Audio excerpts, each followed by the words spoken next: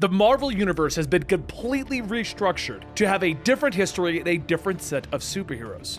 This is Heroes Your Board, presented to you by the Comicstorian channel. This is where we take your favorite trade paperbacks and single issues and we break them down into digestible bites to help you understand. Then I read them dramatically back to you. All alterations to the panels, text, and images are to prevent copyright problems, and all art is owned by its respective companies. The Heroes Your Board series is an alternate universe created within Marvel Comics a few months ago. The general idea is, what if Captain America was never thought, and therefore the Avengers never created? What kind of superheroes would exist in the Marvel Universe? Well, we got basically Justice League analogs, and what this story is telling you all kinds of history in this new universe, from their origins to different characters to how well-known Marvel superheroes would be treated in a DC-like universe. I hope you guys enjoy, and I'll see you at the end of the video. In East Los Angeles, Robbie Reyes races down the street on his bike asking why is he always late for school? Why is he the slowest kid in LA? But while rushing through, a hooded man tries to stop him, telling him, "I'm looking for the Ghost Rider." Robbie keeps pedaling. "I'm not sure what that is, but it sounds like it could kill you if you smoke it." However, as Robbie rides off, the man steps out of the shadows and he explains that we are currently in a world where the Avengers don't exist. And for some reason, he is the only man that knows who they are. For some reason, he is the only man that knows how the world was supposed to be. And this man's name is Blade. Meanwhile, over in Washington, D.C., Dr. Doom lands, calling out the rulers of this land to inform them that this is your notice that you are being invaded by the Latvian Liberation Army. And by army, I mean Doom! My homeland was taken from me, so now I will take yours, just as I took this crimson gem from its hidden temple, the Temple of Sitorak, god of rage and unstoppability, which makes me Dr. Juggernaut. Doom grows to the size of the actual Juggernaut, plowing through the agents that are guarding the White House until he is punched in the head by none other than Hyperion. Doom yells, "You dare stop me! You turned my country against me. Now I will reforge your beloved America into my own. Grah!" Hyperion begins to rip the crimson gem out of Doom's forehead, telling him, "If by turn your country against you, you mean the squadron made certain that fair elections finally were held in Latveria, then yes, we most certainly did, Dr. Juggernaut." Doom knocks Hyperion away, telling him, "No, your atomic strength will not save you from the wrath of Doom, not this time." But as Doom grabs a hold of Hyperion, Hyperion begins to flex his super muscles in his neck to break free, blasting Doom with his sunlight beam. Doom screams in pain, yelling, "There is no truth here, no justice. Everything that you claim to stand for is nothing but a lie." Hyperion radios out to the Squadron Supreme that his old archenemy, Dr. Doom, has somehow escaped from the negative zone and is attacking the White House, powered up like never before. Nighthawk tells him that it's not just Doom. He brought the rest of his Masters of Doom. The Capitol Dome isn't usually black or trying to murder him. Suddenly, several armed agents jump out pointing guns. "Hail the Black Skull!" While Nighthawk fights the symbiote-infused Black Skull, Dr. Spectrum rockets up into space to intercept an unidentified object. He flies by Air Force pilot Carol Danvers, who in this universe is not Captain Marvel. She's had far too many reports of insubordination. Heck, she's not even a captain. She's just a pilot. She's told to pull away and let the heavy hitters handle this one, and she mumbles under her breath, "Stupid squaddies get all the fun." But watching this across the way is Tony Stark, who watches Dr. Spectrum and scoffs that it's America's cosmic super soldier. Gotta say, not a fan. You know why? Because all-powerful superstones are bad for business. Now, guided missiles, on the other hand, you see, this world is very different. Tony Stark still makes weapons of war. Captain Marvel is just Carol Danvers. And the spirit of vengeance and Starbrand were deemed too dangerous and banished into the negative zone. The nation of Wakanda doesn't appear on any maps, and it was dismissed as a myth years ago. The power of the Iron Fist never left the mountains of Tibet, and Tony Stark never took a piece of shrapnel to the heart. However, it is possible that all of these things may not have happened because of one single change. You see, in this world, Captain America isn't alive, thus, the Avengers never existed. Instead, there is the Squadron Supreme of America, and without the Avengers, that absence rippled out into all corners of the globe. Without the Avengers, Wanda Maximoff and her troublemaking brother Pietro were never reformed. Pietro was killed when battling the Squadron Supreme, and Wanda used her chaos magic to absorb his powers, turning her into the super speed sorcerer, the Silver Witch. The final Allfather, destroyer of Asgard, the unstoppable Allgog, fights against the Power Princess, which means the gods are dead. And that thing that Dr. Spectrum saw in space, it was something that Spectrum thought had died. As he's berated with the cosmic gauntlet, the great Thanos laughs while he yields all of the Infinity Rings. There were so many strange things in this world, but everything seemed like this is how it was supposed to be. And the only person that could tell that something was different is Blade. So he did a little bit of digging and decided to look for a god to join him. While the others got their powers from different means, there's one individual, one person on the Avengers who by birth should have his abilities. So a few days before all of this, in a bar in Norway, Blade says that he remembers when he became an Avenger. This is where Thor took him to get a drink. He told him a story of how Thor's father sent him to Earth and made him human, to teach him about humility. Then he found a hammer and he became godly. The only problem is, in this whacked out world, you never found the hammer, did you, Thor? Thor grips his drinking horn. My father is dead, and I know nothing of hammers or this Avenger person that you seek. Leave me be, annoying person, for I must have words with my only friend here. As thunder can be heard outside, Blade leans in asking if he can hear that. He is the one that is making that happen, so stop drinking into oblivion and start remembering who you are. Thor shouts, I said leave me be, or by the bones of my father I shall... Thor begins to vomit as Blade sighs. Why the hell am I the only person that seems to remember how the world is supposed to be? In the middle of all of this, though, we have a new president of the United States, President Phil Coulson. But while Coulson and his Squadron Supreme of America battle against the Masters of Doom, Blade continues with his investigation. He continues to look for a way to correct all of this, and it took him a little while to find it, but thankfully he can smell human blood. No matter how faint, no matter how cold. You see, in 1945, the greatest hero of the world disappeared. He was lost and presumed dead, even though he was in fact not. There just weren't any Avengers to go and find him, which, strangely enough, while Blade finds the frozen Captain America, the drunkard Thor somehow accidentally summons Mjolnir. Years ago, the mighty Galactus came to Earth so that he could drain it of all of its elemental life. However, even the all-powerful Galactus could not stand up to the one who protected America, home of the land of hard-fought liberty. A man of sun-forged honesty, atomic grit, and red-blooded American way, Hyperion.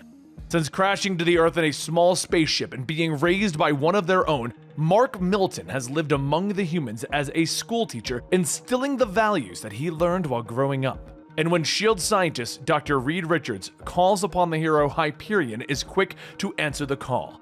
Reed tells him that since placing Dr. Doom in the negative zone, they had a negative zone breakout, which is what he feared since they started placing criminals in a highly unstable antimatter universe. Hyperion says that he doesn't have time to debate their science. He deals in cold, hard American facts. Banishing them to the negative zone is the only way to effectively contain criminals as powerful and as dangerous as Victor Von Doom. Now, before they continue this unnecessary conversation, who's escaped, Reed? Ben says that while they were putting Doom through, all of the other bums managed to get out. Go get him, Big Hype! After using his atomic vision, Hyperion finds his first set of escapees. His former friend Gladiator and his Imperial Guard are attacking Cape Canaveral. Gladiator and the lot have been infected by the Brood. No doubt they were trying to commandeer a space flight back home. Unfortunately, he doesn't have the luxury of being gentle for old time's sake. Next up was the other dimensional nuisance, Mr. Beyonder, bending reality to his warped whim, turning the good people of Arkansas into flying sharks. While having his tongue tied in miles of supernauts, he screams things like, This world is built on lies, and Hyperion is the mightiest liar of them all. Even processing his thoughts at super speed, the words still linger in the back of his mind. They trouble him more than they should. What does he mean that this world is a lie? How is any of this a lie? But the threats don't end there. Over at the Daily Bugle, the Shutterbug, Peter Parker finds himself stuck between a wall and a miniature hive of annihilation. Even being that size, if General Annihilus and his wave of insect minions escaped, they could decimate the American economy in hours. And after that, it's time to deal with a bigger problem, the larger-than-life Ultron. Henry Pym was a friend of Hyperion's, a good Christian, decent husband, fun-loving, ant-sized sidekick until his automaton experiments consumed him. Literally.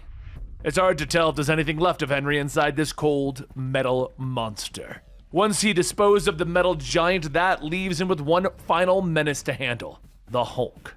However, the Hulk tries to tell the children of Buscema High that he is in fact crazy, and he quickly corrects himself to state that that is not what the Hulk means. Thoughts are backwards. Hyperion bursts through the school wall, punching the Hulk outside, asking, "Why did you come here? How do you know about my secret identity?" Hulk slams his fists together. "Hulk knows too much! No world wrong! People wrong! Hulk's friends missing! Where are Earth's mightiest heroes? Where are the Avengers?" But before the Hulk could finish his statement, Hyperion tells himself that he coddled the beast for too long. Deep down, there was a part of him that hoped that maybe, just maybe, the Hulk could be a force for good. But that was foolish of him to think. A monster is a monster. He goes to grab one of the Hulk's arms and finds himself kicked away. That's when the Hulk grabs for his other arm, yelling, "Hyperman always good friend to Hulk! Hyperman not need to open eyes! Hulk remembering enemies and liking it! Please make Hulk happy! You love Hulk when Hulk happy!" When Hulk grabs Hyperion by the neck, Hyperion tells him, "I do hereby invoke Executive Order SSA 1939. May God have mercy on your soul, Bruce."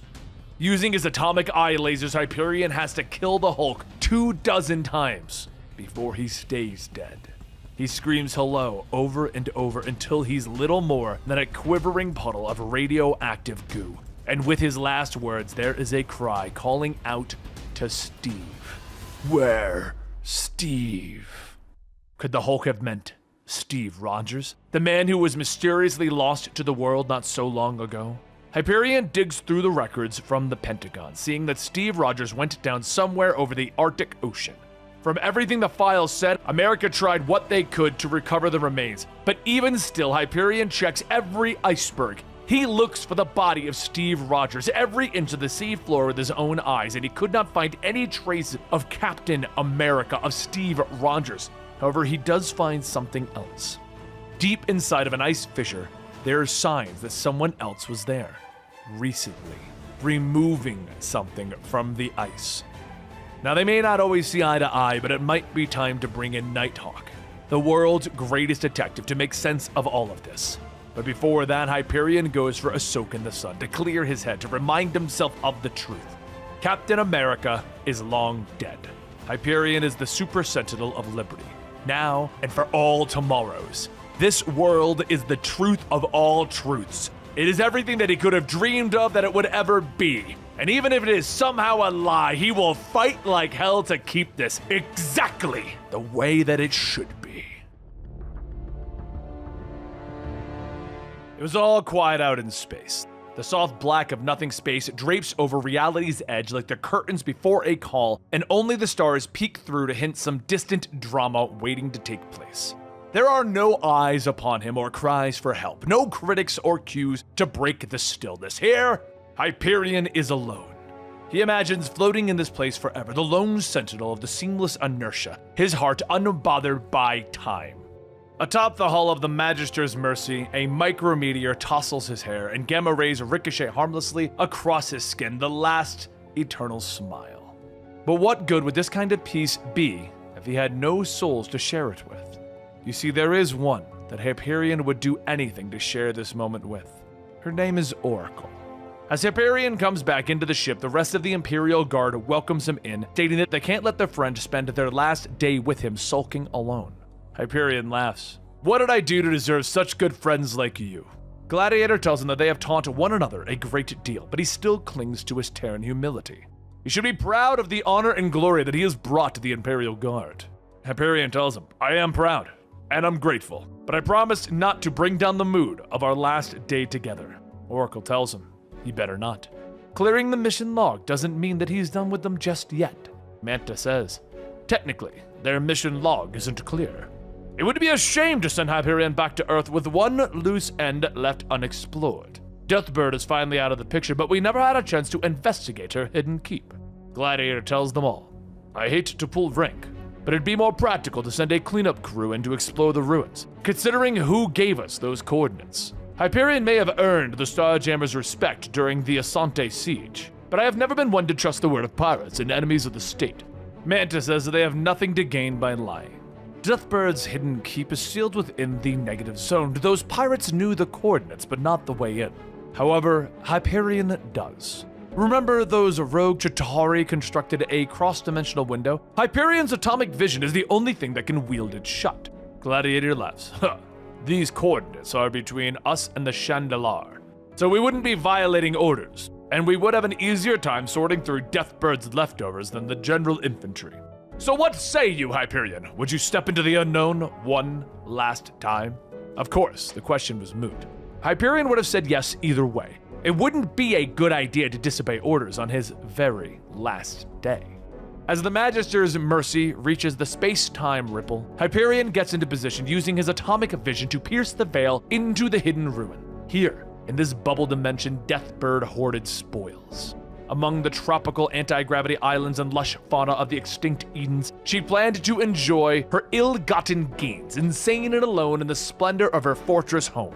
And now that the Imperial Guard has managed to defeat her, is not everything that this place has to offer theirs by right? As the crew steps out onto one of the dozens of islands, Flashfire feels something crawling on his neck and he slaps it. Neutron calls out that they should go check out the lagoons, and Flashfire tells them that he'll be right there. He just had a bug or something on him.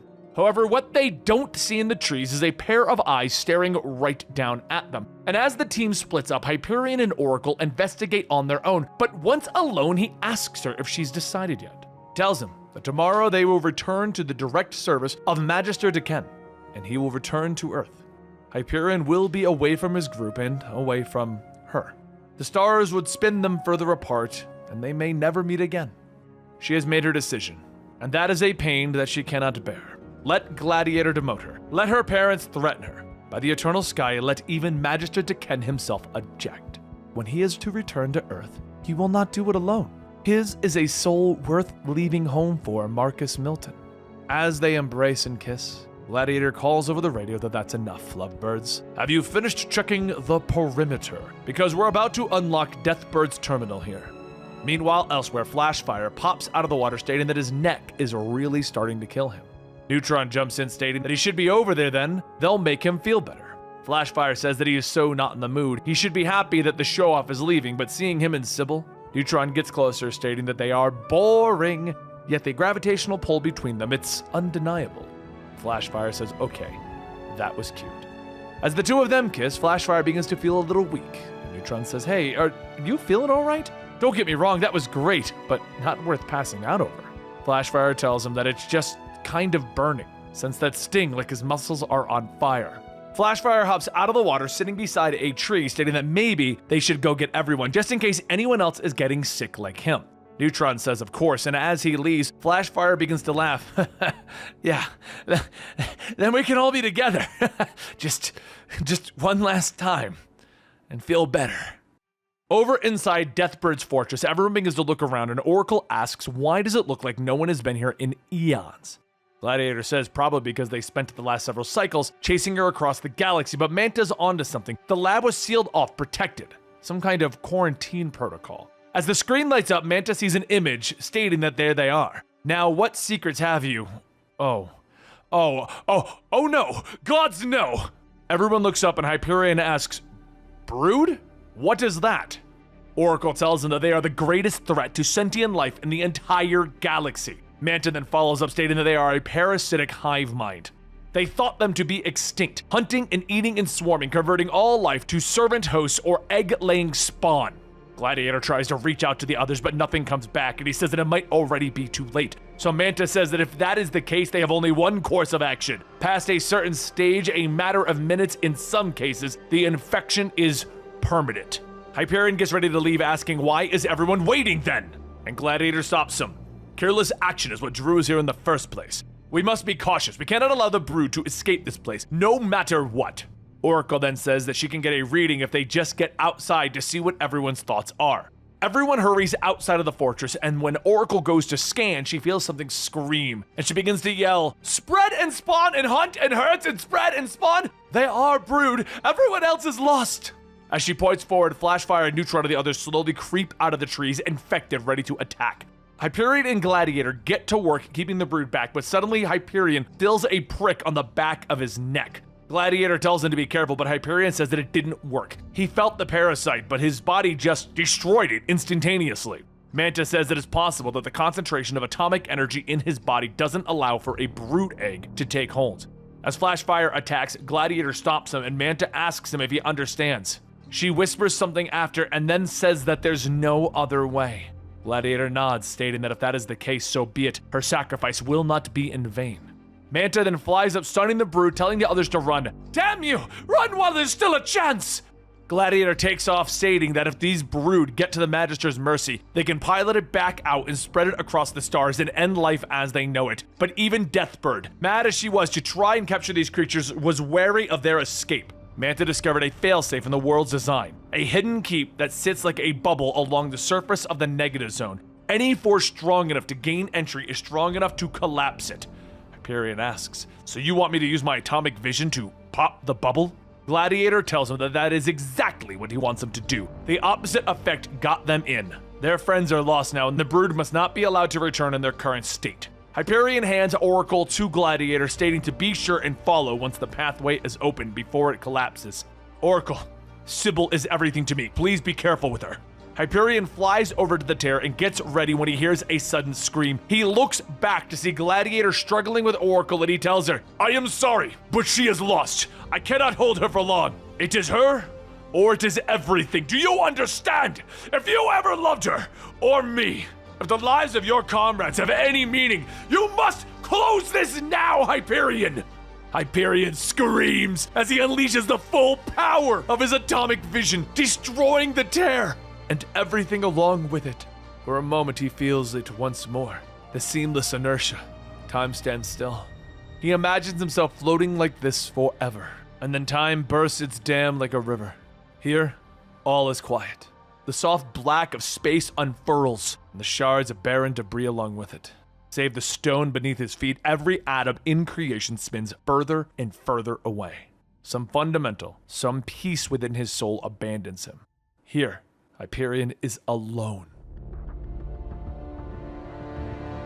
Many years ago in the great city of Manhattan, the young Peter Parker took a field trip to General Tectonics, and it is here, right here, life would be changed forever. This would be where Peter got his start by being a superhero after being bitten by a radioactive spider that escaped its cage. However, that is not what happened. You see, when Flash Thompson knocked Peter to the ground, the spider didn't bite him. Instead, it got stepped on. Peter would grow up to never gain his spider powers, and Uncle Ben would never be out and ultimately meet his end. So Peter would finish up high school like a normal teenager and later go to the Empire University and focus all of his attention on electronics. One day while working on his drones, Aunt May called, stating that she was actually going to be in the city. Ben was going to take her to the new production of In the Heights, so she needed to stop by Gamble's and get a new dress. She thought that maybe her and Peter could meet up for lunch. Peter tells her of course, and when she's done shopping, they meet up at a coffee place just off campus. So to pass the time, Peter takes his drones out for a field test when suddenly one of them spins out of control. One of the drones crashes into a tree and it dive bombs straight into a passing by student.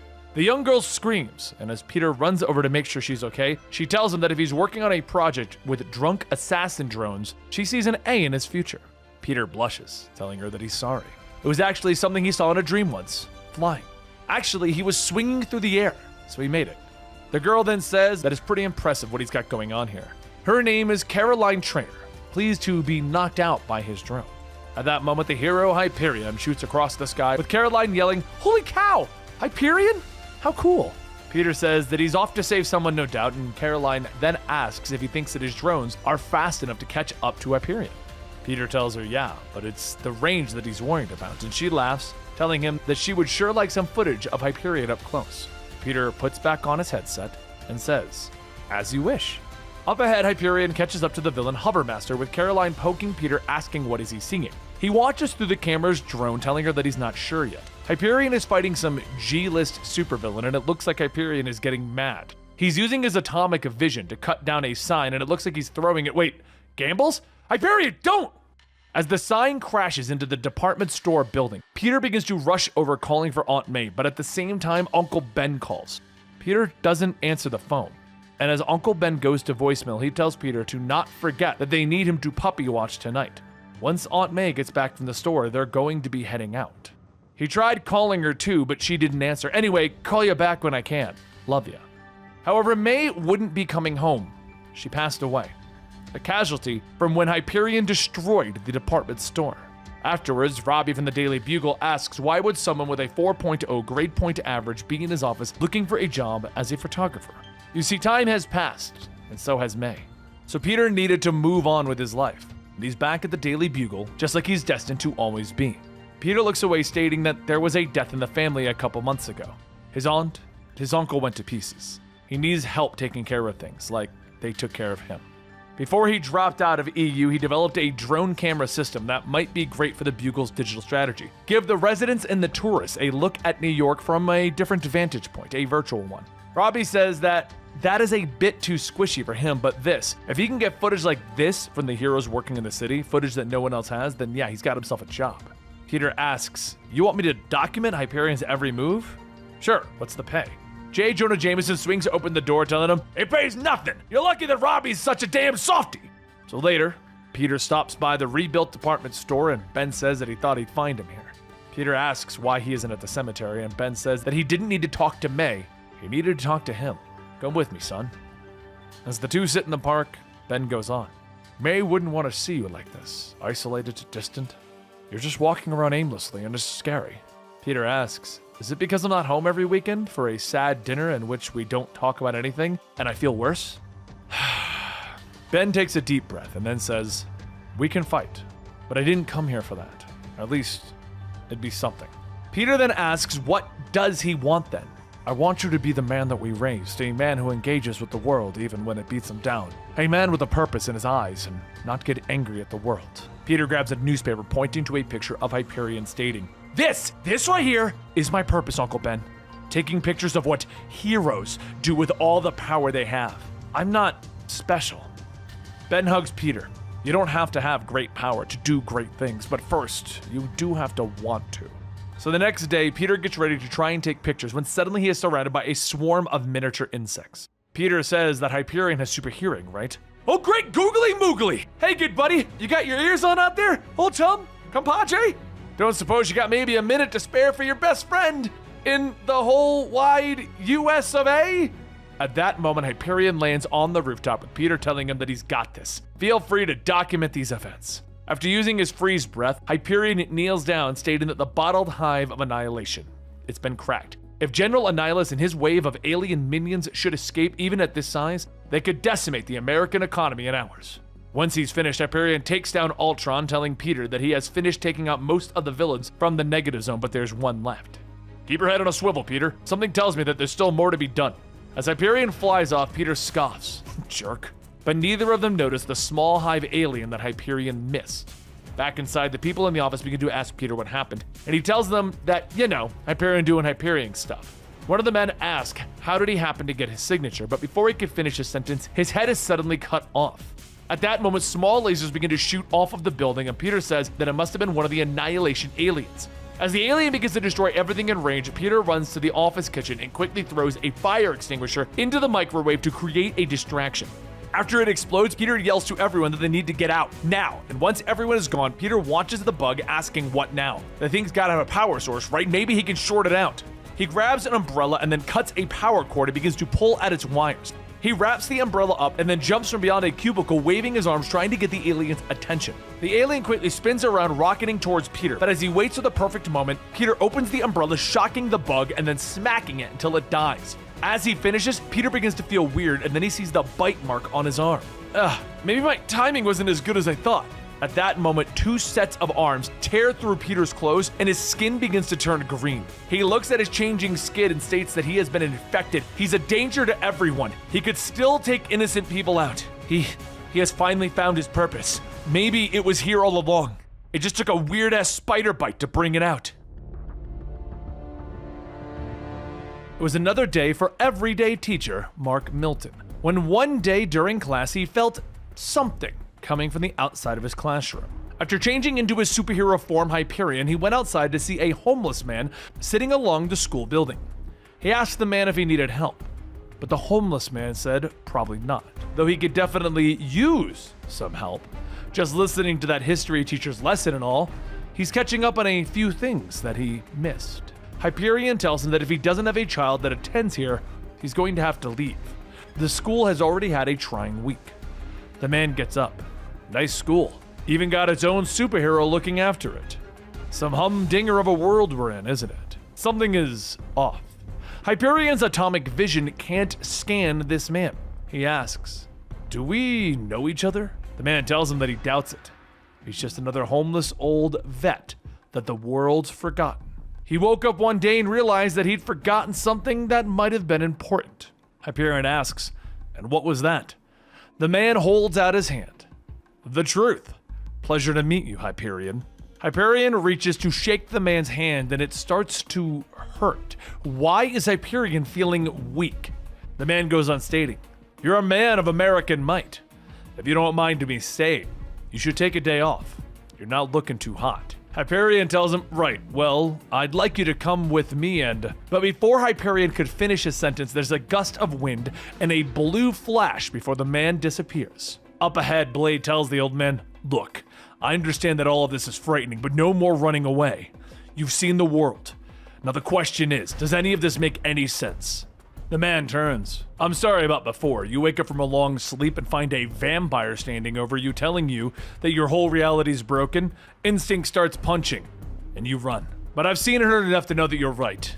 This is all very wrong. God help me. What else did I miss while I was forgotten in the ice?" Blade tells Captain America that he should probably sit down so they can go over everything. He wants to talk about the Avengers. Cap tells him, "No, don't tell me. Show me. Because the two of us got a lot of work to do." For Stanley Stewart, the man otherwise known as the superhero Blur, life is anything but normal.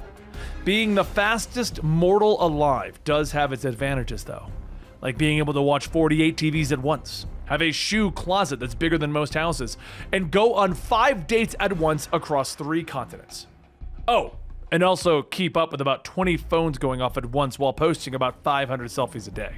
Yeah, Blur doesn't get to relax that often, mostly because work tends to keep him on the run. Like that time that he was trapped in the secret Siberian lair of the Soviet super bear Ursa Major and his artificially evolved man-eating minions. If the friendly neighborhood super speedster would have to outrun the fiercest Jaws on... Wait, that isn't what we were talking about before. Has this adventure even happened yet?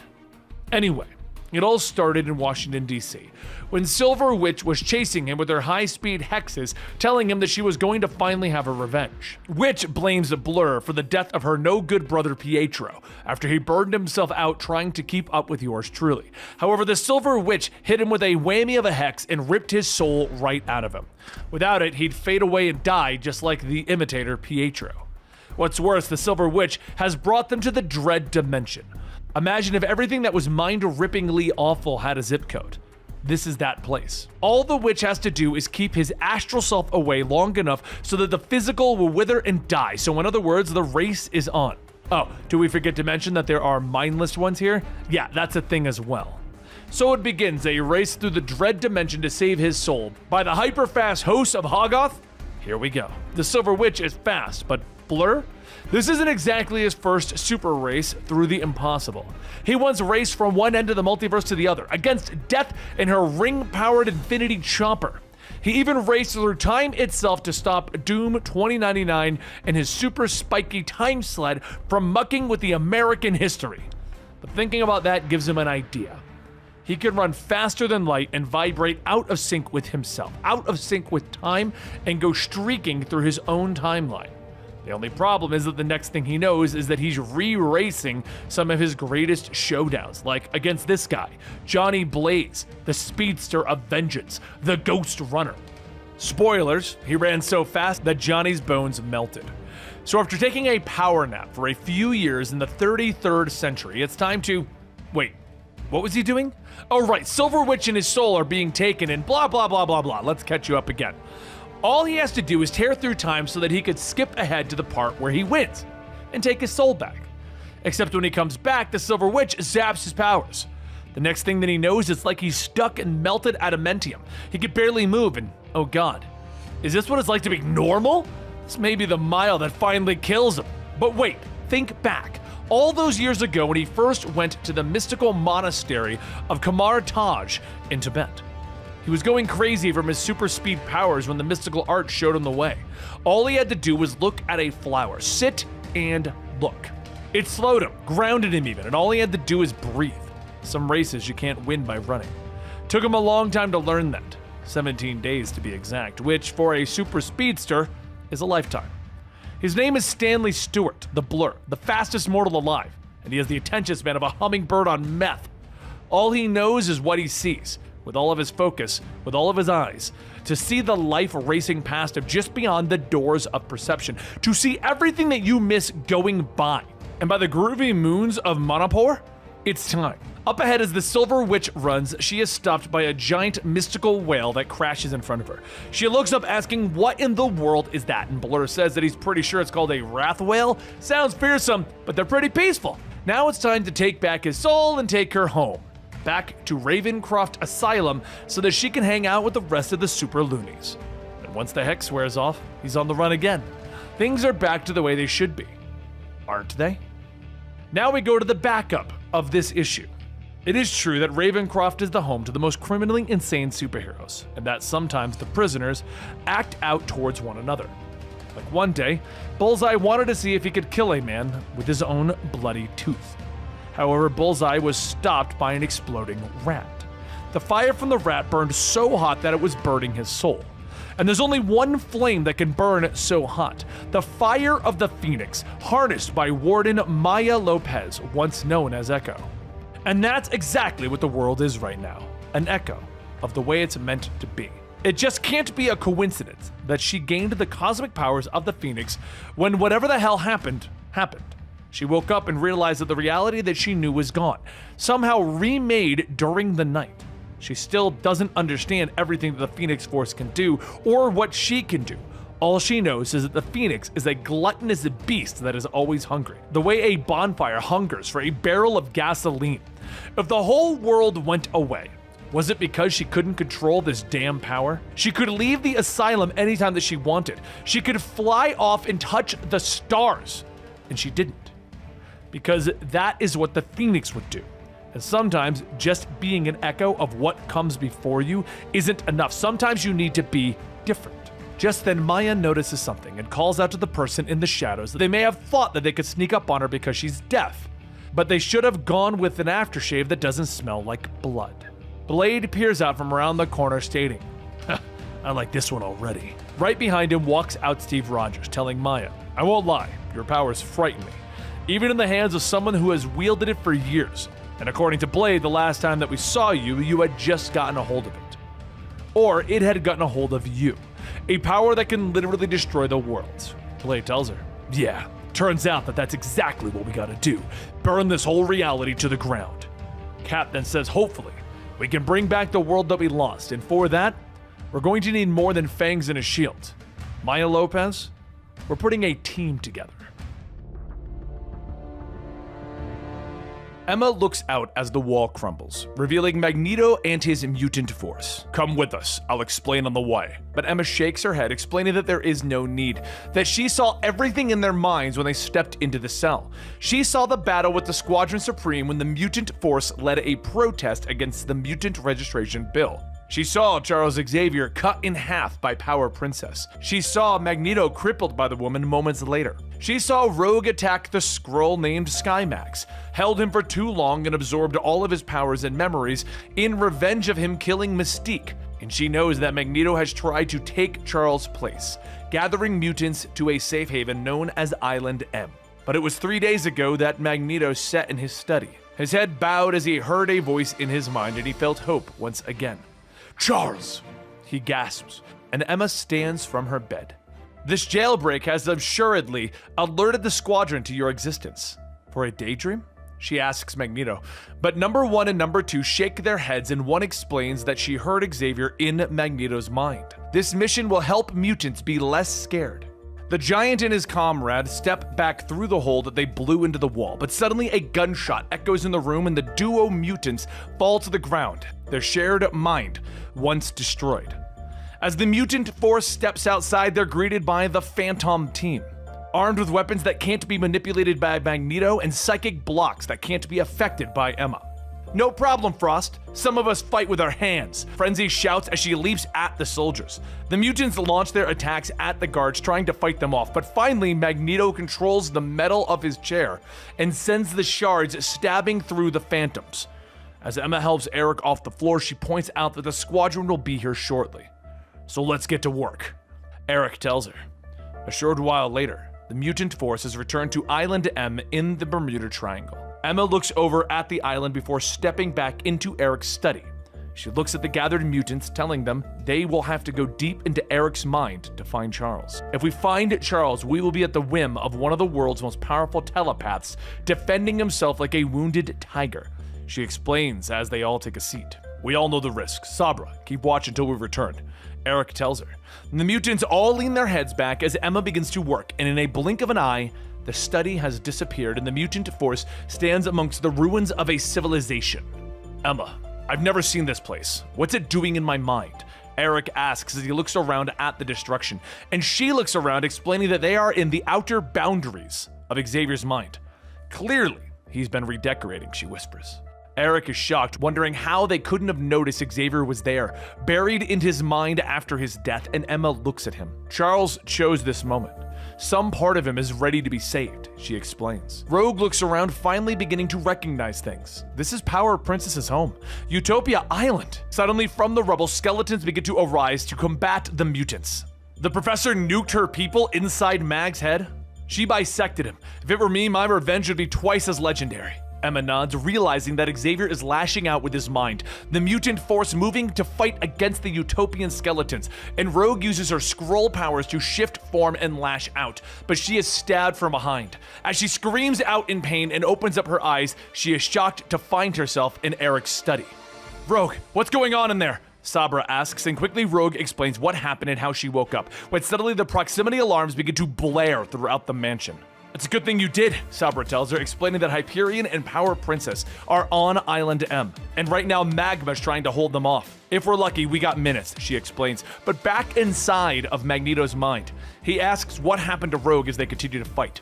Suddenly, the ground quakes and cracks beneath their feet, and the team begins to fall through the air. They land on the grounds of Xavier's old school, where he taught his first 5 students, those that would become the mutant force, and they look up seeing statues of the first students standing before them. Charles and his child soldiers. Emma sighs, and Jubilee moves past them to the door of the inner mansion. Outside, the mutants are doing their best to hold up Power Princess and Hyperion. Reaching out her hand, Jubilee shoots sparks into the door, when suddenly it explodes, showering Jubilee with flames, sending the team flying. Meanwhile, Frenzy is diving to protect Eric and Emma, but when they look up, both their fellow mutants have disappeared as they gasp awake in the real world, the sounds of battle and destruction reaching their ears. Inside the mansion, Emma and Eric discover a large version of Hyperion. In his hands lies the body of Charles Xavier. "Charles, it's him, after all these years," Eric whispers, and Emma looks up at the body, which is still cut in two. Indeed, and his state raises an intriguing question. "Which half of him have you come for?" she asks. Eric looks at her, ordering her to step aside so that he can save his friend when he failed him before, but Emma's words give him pause. This monument to his killers is his final defense, and sure to be quite dangerous. "Charles came to you to heal, and once freed, Only someone he trusts, and I've been known in rare moments to be prickly. She tells him as she sends a psychic blast to cut through the image of Hyperion. The blast kills her, and Emma snaps open her eyes in the study, awake in the real world as she hears the sounds of destruction and walks out onto the balcony. "Oh, you've started without me," she whispers, and she looks down at the mutants fighting against the members of the Squadron Supreme, transforming herself into her diamond skin. Hyperion and Power Princess! Finally, a chance to voice my concerns with my former hosts, she whispers before leaping down, and in his mind, Eric moves through the rubble. "Look what's become of you, old friend," he whispers as he finds Charles' body. "Eric!" Charles gasps, and outside, Emma leaps into battle, cracking Power Princess across the face. "Sorry to keep you waiting, Princess. Your queen has arrived!" she snarls, and above them, Rogue has shifted into a scroll to fight against Hyperion. In his mind, Eric leaps over Charles, apologizing for not being able to save him before. He explains that he has done everything that he could, but his anger has not been enough. "We need your heart," he tells his friend, but Charles looks at Eric, explaining that compassion wasn't what kept him alive all these years. "Your anger did that. I survived as a broken idea in your brain. Only the master of magnetism can knit me back together." Charles gasps, and Eric holds out his hands, beginning to fix his friend. "Then why have you called me here? It can't be this simple." But suddenly Charles reaches out, grabbing the sides of his head, a deranged look appearing in his eyes. "It's not that simple, Magneto, but it will be painful."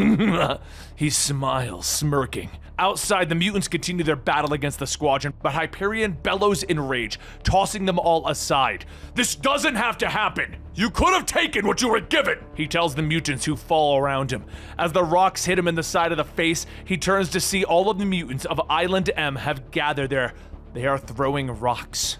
They are doing all that they can. They are standing against the mightiest man on the planet Earth. "You fight against the mutant force! You fight a whole species!" Inside of his mind, Eric is feeling Charles draining the energy out of him. "You're not Charles!" he gasps, and the man smirks again, just wearing him like a suit. He explains that he felt Charles' death, that as a sword cleaved through him, she sent her mind over into Eric. "Charles didn't escape death. I did, yet I spent years recovering from the trauma. Then I called and you came. Your friends tried to warn you, but I knew you'd be so desperate for Charles Xavier to be alive. You pressed on, brave and stupid! This was never a rescue mission. You fell into a trap, Magneto!" Outside in the real world, Hyperion slams his fist into the ground, sending the mutants flying. The mutant force get back to their feet, jumping at him to bring him down again, and Power Princess turns, grabbing Emma by the throat. Jubilee appears, shooting sparks into Power Princess's face. Hyperion throws the mutants aside, hitting them with a nuclear vision blast. "Finish this, Zarda! Spectrum's on his way to clean up the scene," he orders her. But suddenly they begin to disappear, their bodies disintegrating into atoms. They both scream, and they're suddenly gone. The mutant force looks around, shocked at what happened. "Well, somebody's been hiding some talent," Emma notes as she dusts herself off, and Rogue shakes her head. "No one here could have done that. They all just burned away," she says. But suddenly there's an explosion and a bright flash from Eric's home. "This isn't over." Frenzy gasps, and a familiar figure appears before them, and Jubilee's eyes widen in shock. "Professor, did you just blow up the Squadron Supreme?" "Those ants have been deposited among the outer planets. It'll be weeks before they can return. Weeks I do not intend to waste," the woman tells her.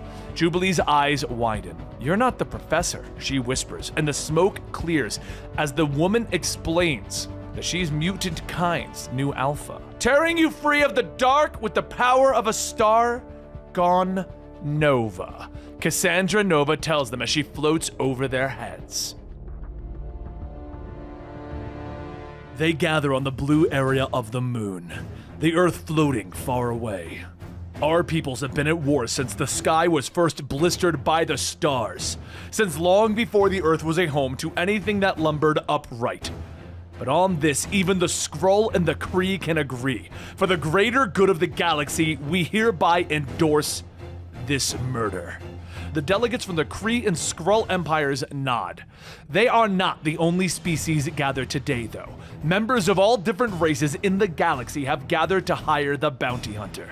"If you people have my money ready, Rocket will bring you the head of this Earth lawman." Rocket Raccoon nods. I am Groot, his living weapon asks, and Rocket nods, pointing back at the others questioning. What has this man done to anger all of you? I mean, I've heard the stories, but they surely can't be all true. He scoffs, but Yuata turns from his place in the shadows. I assure you they are. I was a silent witness to his atrocities for far too long.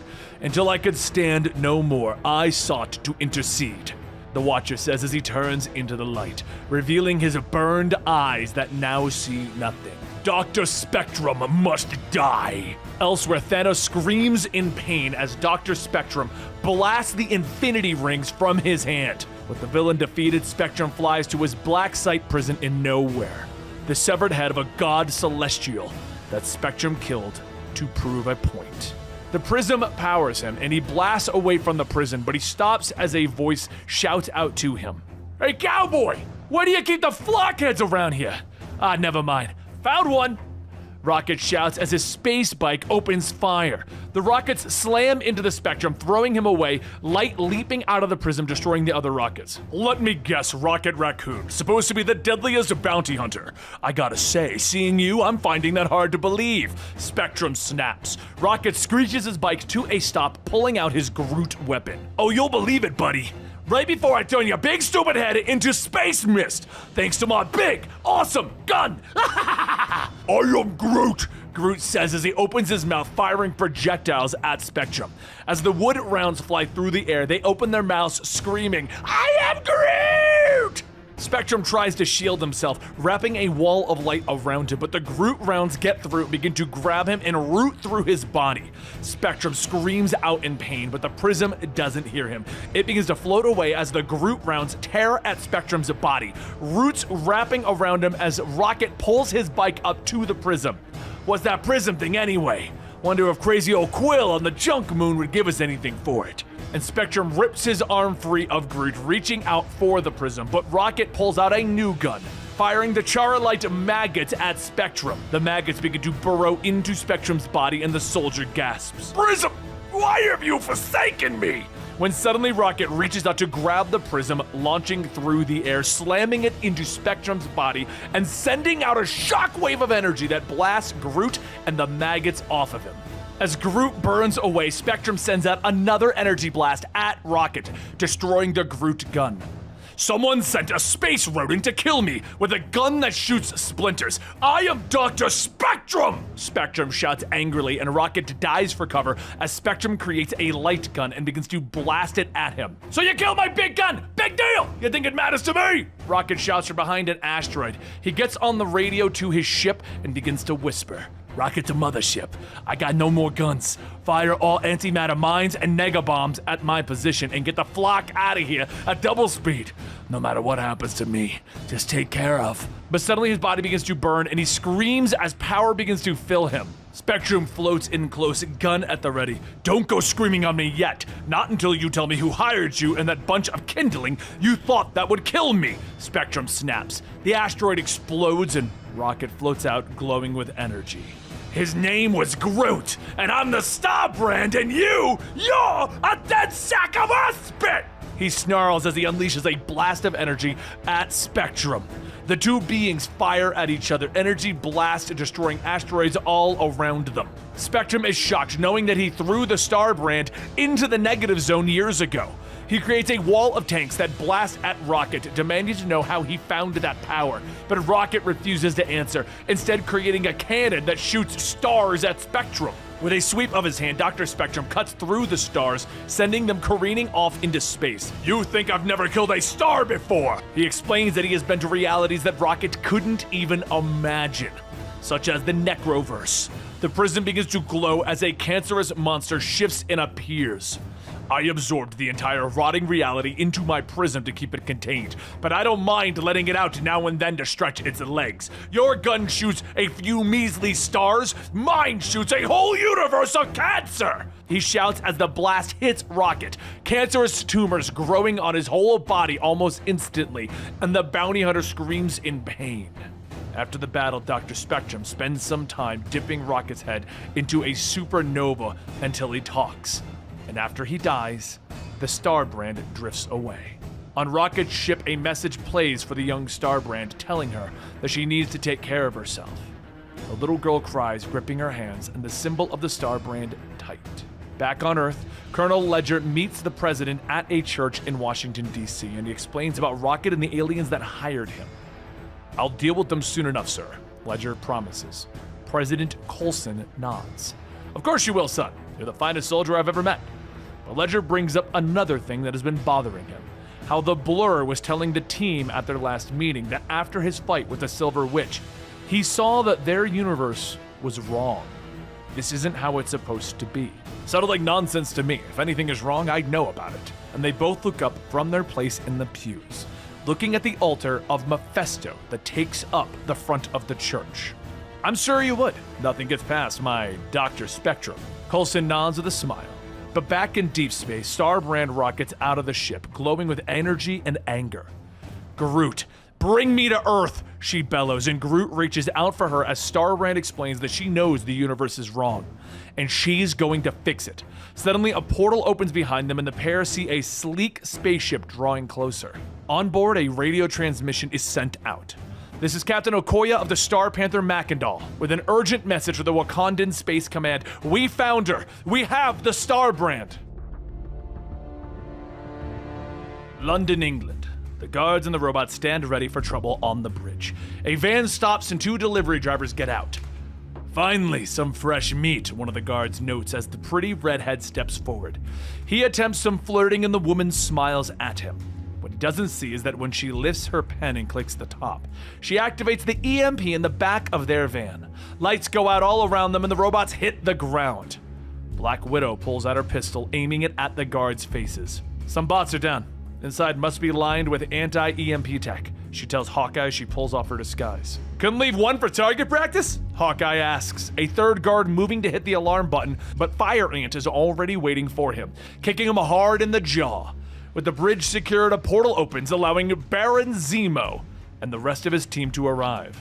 "Go forth, my siege society, and do what must be done," he commands, and he turns to Sabretooth, ordering him to fully secure the area and have fun with the guards.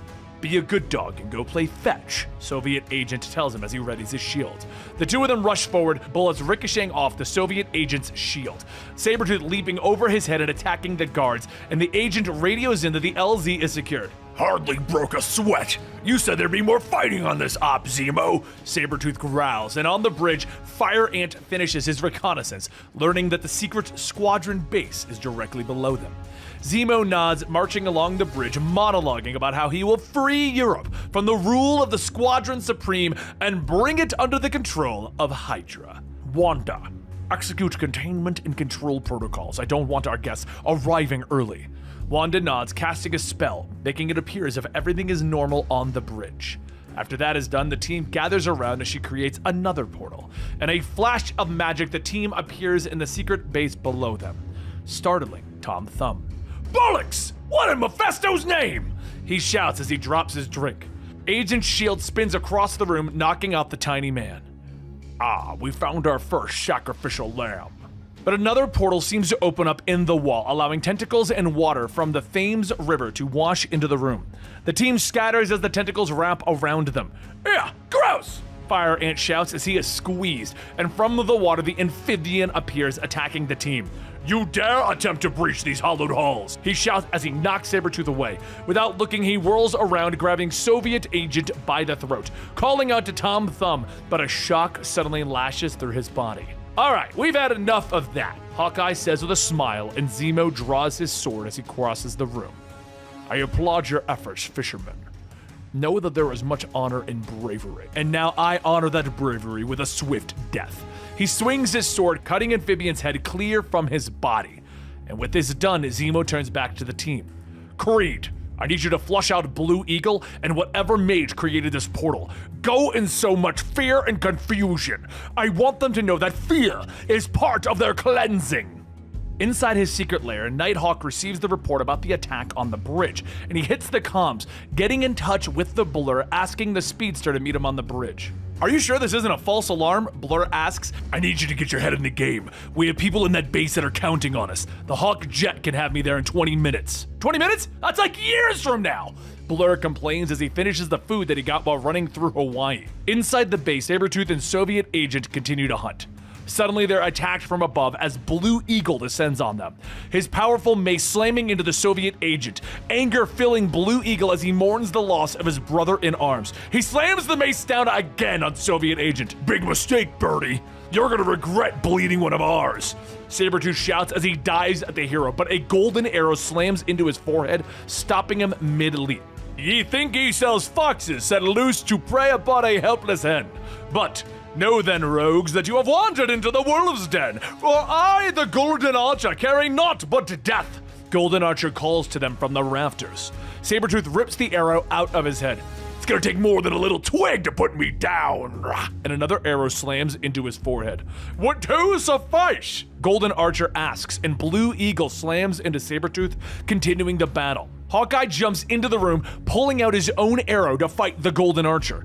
He shoots a fire arrow, but Golden Archer counters with an ice arrow. A triple arrow is countered by a quadruple arrow. Hawkeye jumps from behind cover, laughing that the Golden Archer can't shoot around walls, but a ricochet arrow bounces, slamming into the wall by Hawkeye's head. "Yikes! Enough of this! Hey, Scott! Might need an assist on this one, buddy," Hawkeye shouts over the comms, and Fire Ant rushes into the room, chased by Tom Thumb. He shrinks and jumps onto one of Hawkeye's arrows, allowing the archer to shoot him across the room. "Thy aim is as crooked as thy twisted heart!"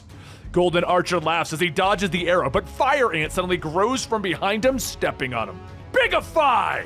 That's probably not a great catchphrase, Fire Ant notes. And inside the control room, Black Widow finishes putting the virus into the squadron's systems, letting Zemo know that he can tell the world about this secret base or simply blow it up, but her job is done. And with her job done, she informs the boss that her end of the contract is complete and she's pulling her guys out. "A pity you won't see what's in store for Nighthawk and the Blur," Zemo tells her as he bids her farewell. In the base, Blue Eagle and Arachna continue to fight against Sabretooth and Silver Witch. Blue Eagle continuing to pummel Sabretooth, and Arachna and Silver Witch trading powerful spells back and forth. Arachna hits her with a stone spell, knocking the Silver Witch down, but the magical energy surges inside of her, and Wanda looks at her enemy. "No more you!" she shouts, and with a brief look of shock on Arachna's face, she suddenly disappears.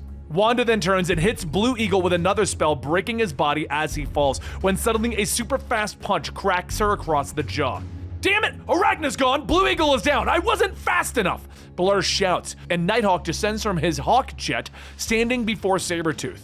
"We fight now and mourn later," Nighthawk tells his teammate, and Sabretooth rushes at him, yelling, "I'm gonna tear Nighthawk apart!" But the hero sidesteps, tossing Sabretooth easily. "Doubtful," he says simply. Sabretooth quickly gets to his feet, discovering a bomb stuck to his shoulder. The explosion then rips him apart. Blur begins to move through the base, taking out the other villains as Silver Witch chases after him. She continues to chase him as he tries to reason with her, explaining that she'll burn out before she catches him. She smiles and throws more spells at him, explaining that she doesn't have to catch him. Just buy Zemo more time to kill Nighthawk! Blur stops punching her hard in the face, and then he looks around, realizing that they have run to Poland. He whirls around and begins to run back towards the secret base. Back at the base, Nighthawk has met Zemo in battle, and the two lash out at each other, dodging fists and swords. Zemo laughs, explaining how long it took them to find a team that can easily infiltrate the squadron's secret base and defeat its secret members. Nighthawk whirls, throwing his Hawkerangs at Zemo's side, but Zemo whirls, kicking the hero's legs out from underneath him. Inside the base, Black Widow moves to gather her team, but finds Blur waiting for her. As he goes to get her, he makes a move to grab her, but as he gets close, she hits her own body with a Widow's Bite, allowing the energy to arc out and hit him. "Damn it! Trained for 6 months and it still hurts like hell," she hisses as she helps Hawkeye to his feet.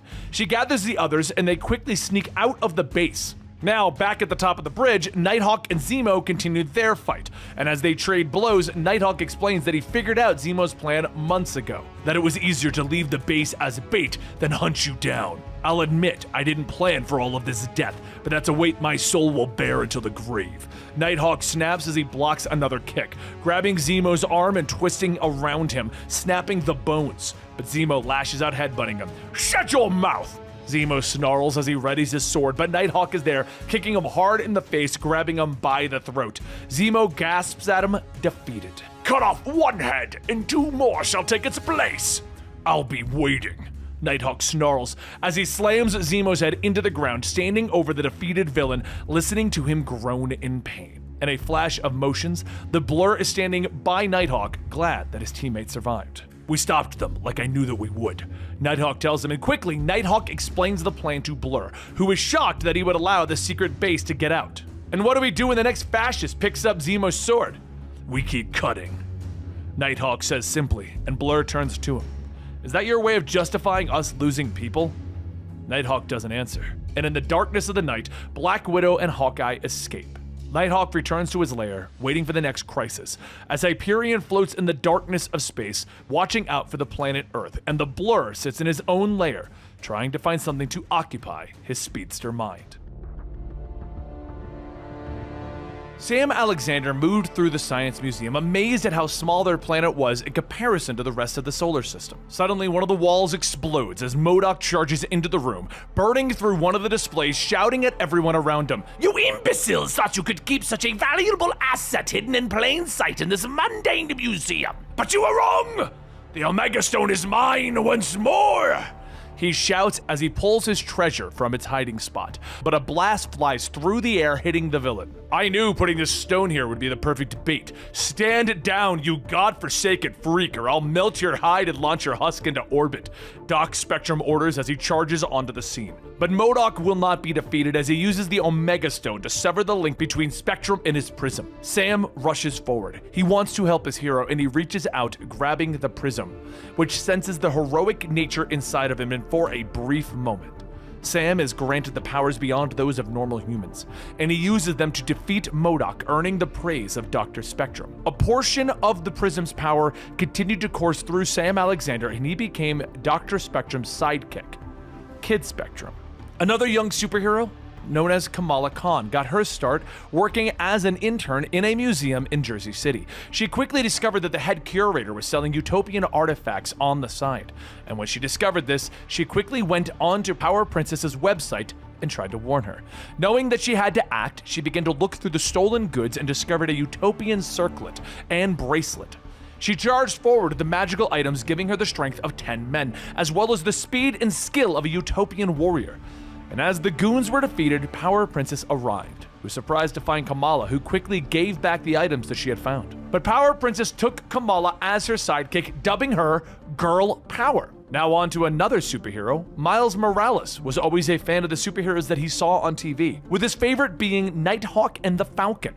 And after Falcon was killed, Miles decided to use his genius to invent his own costume, taking up the role of Falcon. One night, Nighthawk was fighting against the Scorpions, the heroes on the ropes, and Miles Morales descended from the sky as the new Falcon. "The Falcon flies again!" he shouts as he and Nighthawk teamed up and took down the villains. And after the supervillains were down, Nighthawk stalked towards the young hero. "What in Mephisto's name do you think you're doing? Isn't it obvious? This was an audition! I'm your new partner!" Miles shouted with glee. But Nighthawk becomes angry, yelling at Miles. "The Falcon isn't just a costume. He was a friend of mine, a friend who died because I couldn't save him." Nighthawk turns and begins to climb the ladder back to the Hawk jet. "If I see you in that costume again, I'll tear it apart and dump you in juvenile detention." But Miles knew that he just needed to prove himself to the hero. So he sought out friends, and he partnered up with both Girl Power and Kid Spectrum, and together they formed the Young Squadron. Now the Young Squadron descends from the sky, brought to the scene by Girl Power's circlet, sensing utopian energy. "All right, let's get in there and stop them before they cause more damage," Kid Spectrum shouts. "Young Squadron, strike!" Falcon shouts, and they descend on the Wrecking Crew, a team of supervillains that gained their powers from utopian artifacts, and they fight Power Princess on several occasions. Falcon flips over Piledriver, throwing his Falcon blades at him, and Girl Power launches herself at Wrecker, managing to stop his magical crowbar with her bracelets, while Kid Spectrum trades energy blasts with Thunderbolt. Suddenly, a bomb bounces into the battle, filling the area with smoke. "Falcon, was that you?" Kid Spectrum asks as they all begin to cough, but the smoke swirls as a deranged figure charges in. "Wrongo, younglings! It's your friendly neighborhood Deadpool!" Deadpool shouts as he whirls his hammer, cracking Falcon across the jaw. And I brought my best hammer just for you, Flyboy. No fair. We're fighting the other bad guys. Kid Spectrum shouts as he tries to hit Deadpool with an energy blast, but Deadpool grabs him, tossing him back into the sleeping gas. Here's a tip. Life isn't fair, youngsters. He shouts with glee as he picks up Falcon's body. Girl Power continues to cough, but tries a move that she has seen Hyperion do. She claps her hands together with super strength, blowing the sleeping gas away from the scene. A few moments later, she and Kid Spectrum are on top of a nearby roof. They know that Deadpool took Falcon, and they've got to find him. Kid Spectrum's phone pings and he looks at it to discover an internet blogger named The Whisperer has already posted about the defeat. Girl Power whirls on him. Wait, that's it! So a short time later, Rick Jones, also known as the famous superhero blogger known as The Whisperer, is on the phone about a potential Hyperion story. He suddenly turns around to discover Kid Spectrum and Girl Power in his apartment. You should really get those security bars checked, Girl Power tells him as she drops the bars that previously guarded his window. She moves forward, demanding to know how he's been tracking them, and Rick refuses to answer, but Kid Spectrum leans towards his computer setup. I bet I could short out every one of these with a snap of my finger, he says with a smile. And finally, Rick caves, explaining that he figured out the signal wavelength on Falcon's suit, which is how he's been tracking their movements. If he's in wireless range, I can find him, Rick promises. Meanwhile, over at the nearby amusement park, wakey wakey, your birdiness, Deadpool calls as he slaps Falcon across the face. Ah, where am I? Falcon asks as he comes to, but Deadpool slaps him again. Haha, the question should be, what will your last words be? Falcon is confused about what Deadpool is doing, and the villain stands explaining that he made a promise a long time ago. What is dead is dead. The Falcon is dead, and you are the Falcon. Ergo, I must kill you, Deadpool says as he looks back at the young hero. You're crazy! I'm not that Falcon! Miles yells at him, and Deadpool smiles. Oh, I know, kid. The name has been retired, so to keep my promise and break Nighthawk's heart all over again, I'm gonna kill you, he says as he holds a can of gasoline and a lighter. Falcon begins to struggle, telling Deadpool that they aren't on a bridge. Of course not! That'd be way too derivative. I'm gonna fill this coaster with gas and light it up so your burning effigy does loop-de-loops. That's more my style. He begins to dump the gas all over Falcon, asking for any last words, but an energy blast knocks the gas can from his hand. You're done, you sick weirdo, Kid Spectrum says as he flies in. Deadpool smiles, pulling out his sword as he asks if Kid Spectrum thinks that he can take him all by himself, when suddenly the ceiling collapses on him as Girl Power charges in, punching him. Nope, but I'm not alone, walnut face. Kid Spectrum smiles. He grabs Falcon and quickly frees him from his ropes, evaporating the gas off of him. Girl Power continues to punch Deadpool in the face, asking if he's had enough. He tries to zap her, but the electricity only fries him and leaves her untouched. You had to know that wasn't going to work, Deadpool. It was built to be used against Nighthawk, not super strong lamos like you, he tells her, and in Deadpool's mind, the narrator begins to close out the issue, but he shouts at the narrator, ordering him to stop! Stop closing the issue, we're not done! Who is he talking to? Girl Power asks, and Deadpool looks at the trio, shouting at them, That's all a shame! These heroes you worship, they're not what they appear to be, and you know it! How many times has the Squadron Supreme unleashed violence because they enjoyed it? Horrific property damage because it's the only way they know how to win. Constant lethal force on targets in the name of peace, righteousness, and the American flag. Earth's mightiest heroes extend their powers all over us. They're Avengers with nothing to avenge, he tells these kids. And a short time later, Girl Power and Kid Spectrum stand by as Nighthawk apprehends Deadpool. He stops and he looks at them. I heard you two are running around with that kid who thinks he's Falcon. Do you know where he is? I want to help him, Nighthawk tells them, and the look on his face says that he doesn't want to help at all. They shake their heads, promising to call him if they see Falcon. Good answer, Deadpool whispers with a wink and a smile. As Nighthawk leaves, Falcon comes out of hiding. The trio know that Deadpool is crazy, but what he is saying is right, and Girl Power agrees, but they know that they can't bring the Squadron to justice on their own. But we can still show everyone a better way. We've got to stand for something more than just power. We can't be the young Squadron anymore. Let's be the heroes that we should have always been, Falcon agrees. We're not just heroes. We're champions, Girl Power tells her friends, and they all smile as the sun comes up behind them. You know, that's not a bad name, Kid Spectrum says. Growing up, Nighthawk knew that his parents never wanted a son. This was made abundantly clear, even as a child. They all abandoned him to butlers and boarding schools long before they went and got themselves killed. Still, he used to try and tell himself that all the work he did each night was for them. Like somehow their rotting corpses swell with pride. But those are the desperate lies of a lonely child. These things that he does in the dark, he does them for himself. When you grow up without the simplest form of human affection, it creates a ravenous cavity inside of your heart. And when you find that you cannot fill it with being loved, because the world has no love to spare for the likes of you, you learn to settle for being feared. There are plenty of people in the halls of Ravencroft Asylum with similar stories. Even as an imposter guns down officers claiming to be the better Nighthawk, there are resemblances. They're all broken.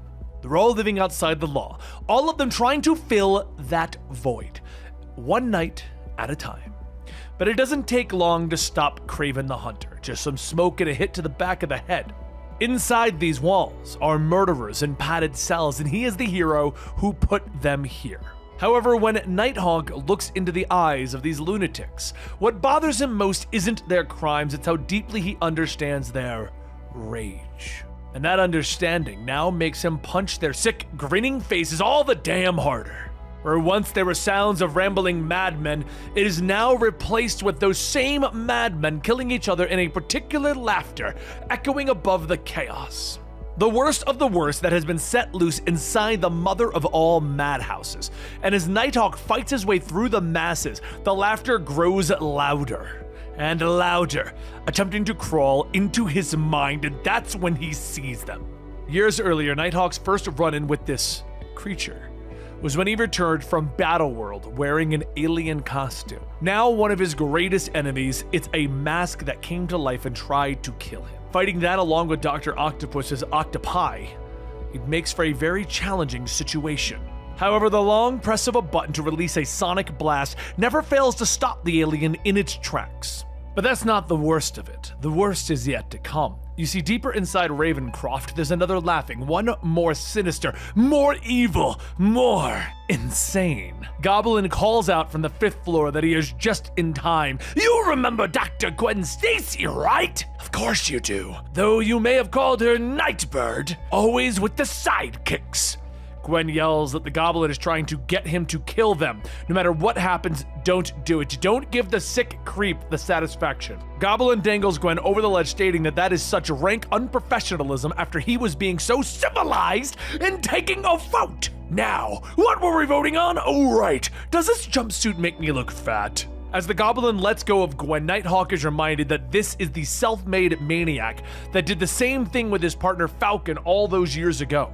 However, when Nighthawk threw his Hota ring to catch Falcon by the leg, the sun had just gone down, activating his alchemaic blood, causing the pull to be too much for Falcon's neck, snapping it. Not again, Nighthawk tells himself. He will save Gwen, just have to swing in and catch her.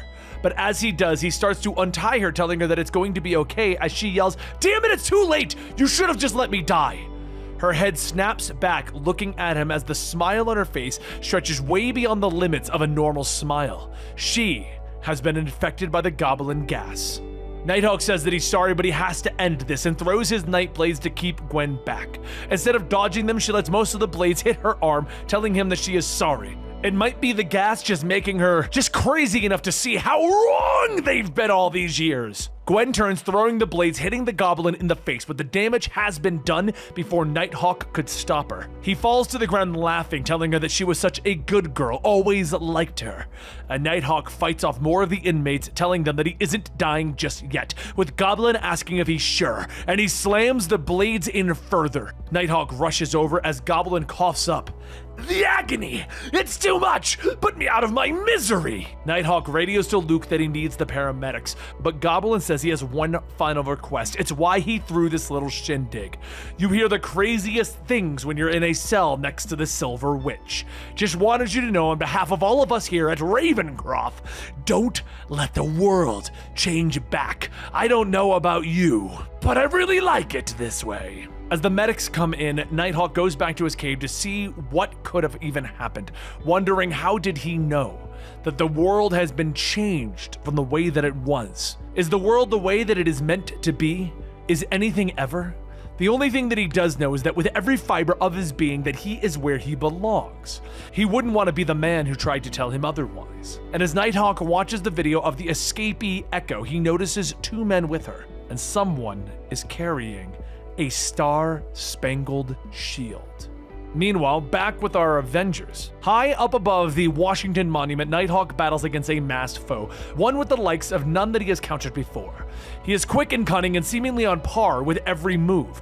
This man's weaponry is something unheard of. His sword can cut through the adamantium hakarangs with ease. Just who the hell is he, and why is he trying to sneak into the Squadron Supreme headquarters? The man thinks to himself that he wants to get in because he knows where the secrets of the world are. But that would be a lie. Nighthawk lunges at him and he seemingly disappears into thin air. Moments later, in the northeast part of Africa, the masked man appears, but his suit begins to change, taking on the form of a panther. The man calls out that he knows that they are there, as well as the fact that they don't belong here. Show yourselves! Two men step out of the brush, and one tells him that he's right. They don't belong here. The light shines on them, revealing Blade and Captain America as they walk up, and Cap tells him, "Neither do you, T'Challa." You would think, being in Washington, D.C., home of the Squadron Supreme of America, that it would be the safest place in the world. But no, nothing's changed. It's been years since Luke Cage was locked up. Here he is, behind bars. However, Luke wasn't thrown in jail because he did something wrong. In fact, quite the opposite. As the police commissioner, this is actually the perfect place that you'd want to be if there was a deadbeat thug who had information that you wanted. And just as the cell door swings open, Richie is thrown in, and it would seem that Luke picked the right time to be locked up. Luke just looks at Richie, telling him, "Hey, funny running into you here. How about we have ourselves a nice little chat?" Richie gets up yelling to the guard to let him out. "Hurry, Luke Cage is in here!" And Luke tells him, "That's right. The honest guy who got banged up for a crime he never committed. The guy who became a cop just to make sure nobody else would have to face what he did. I'm the most honest guy here." And then there's you, Richie, a persistent offender with a string of convictions. So if something were to happen inside of this cell, who do you think everyone would believe? So later that night, Luke turns on the Nighthawk signal and waits when only after a few moments he hears a voice asking, "How long did it take?" Luke laughs, telling Nighthawk that he barely managed to get through the whole most trusted police commissioner routine before they started giving him a chapter and a verse. Nighthawk asks what is the Turk planning, and Luke hands over a note telling him that he's meeting with Gunter tonight, 10:30. This is the location.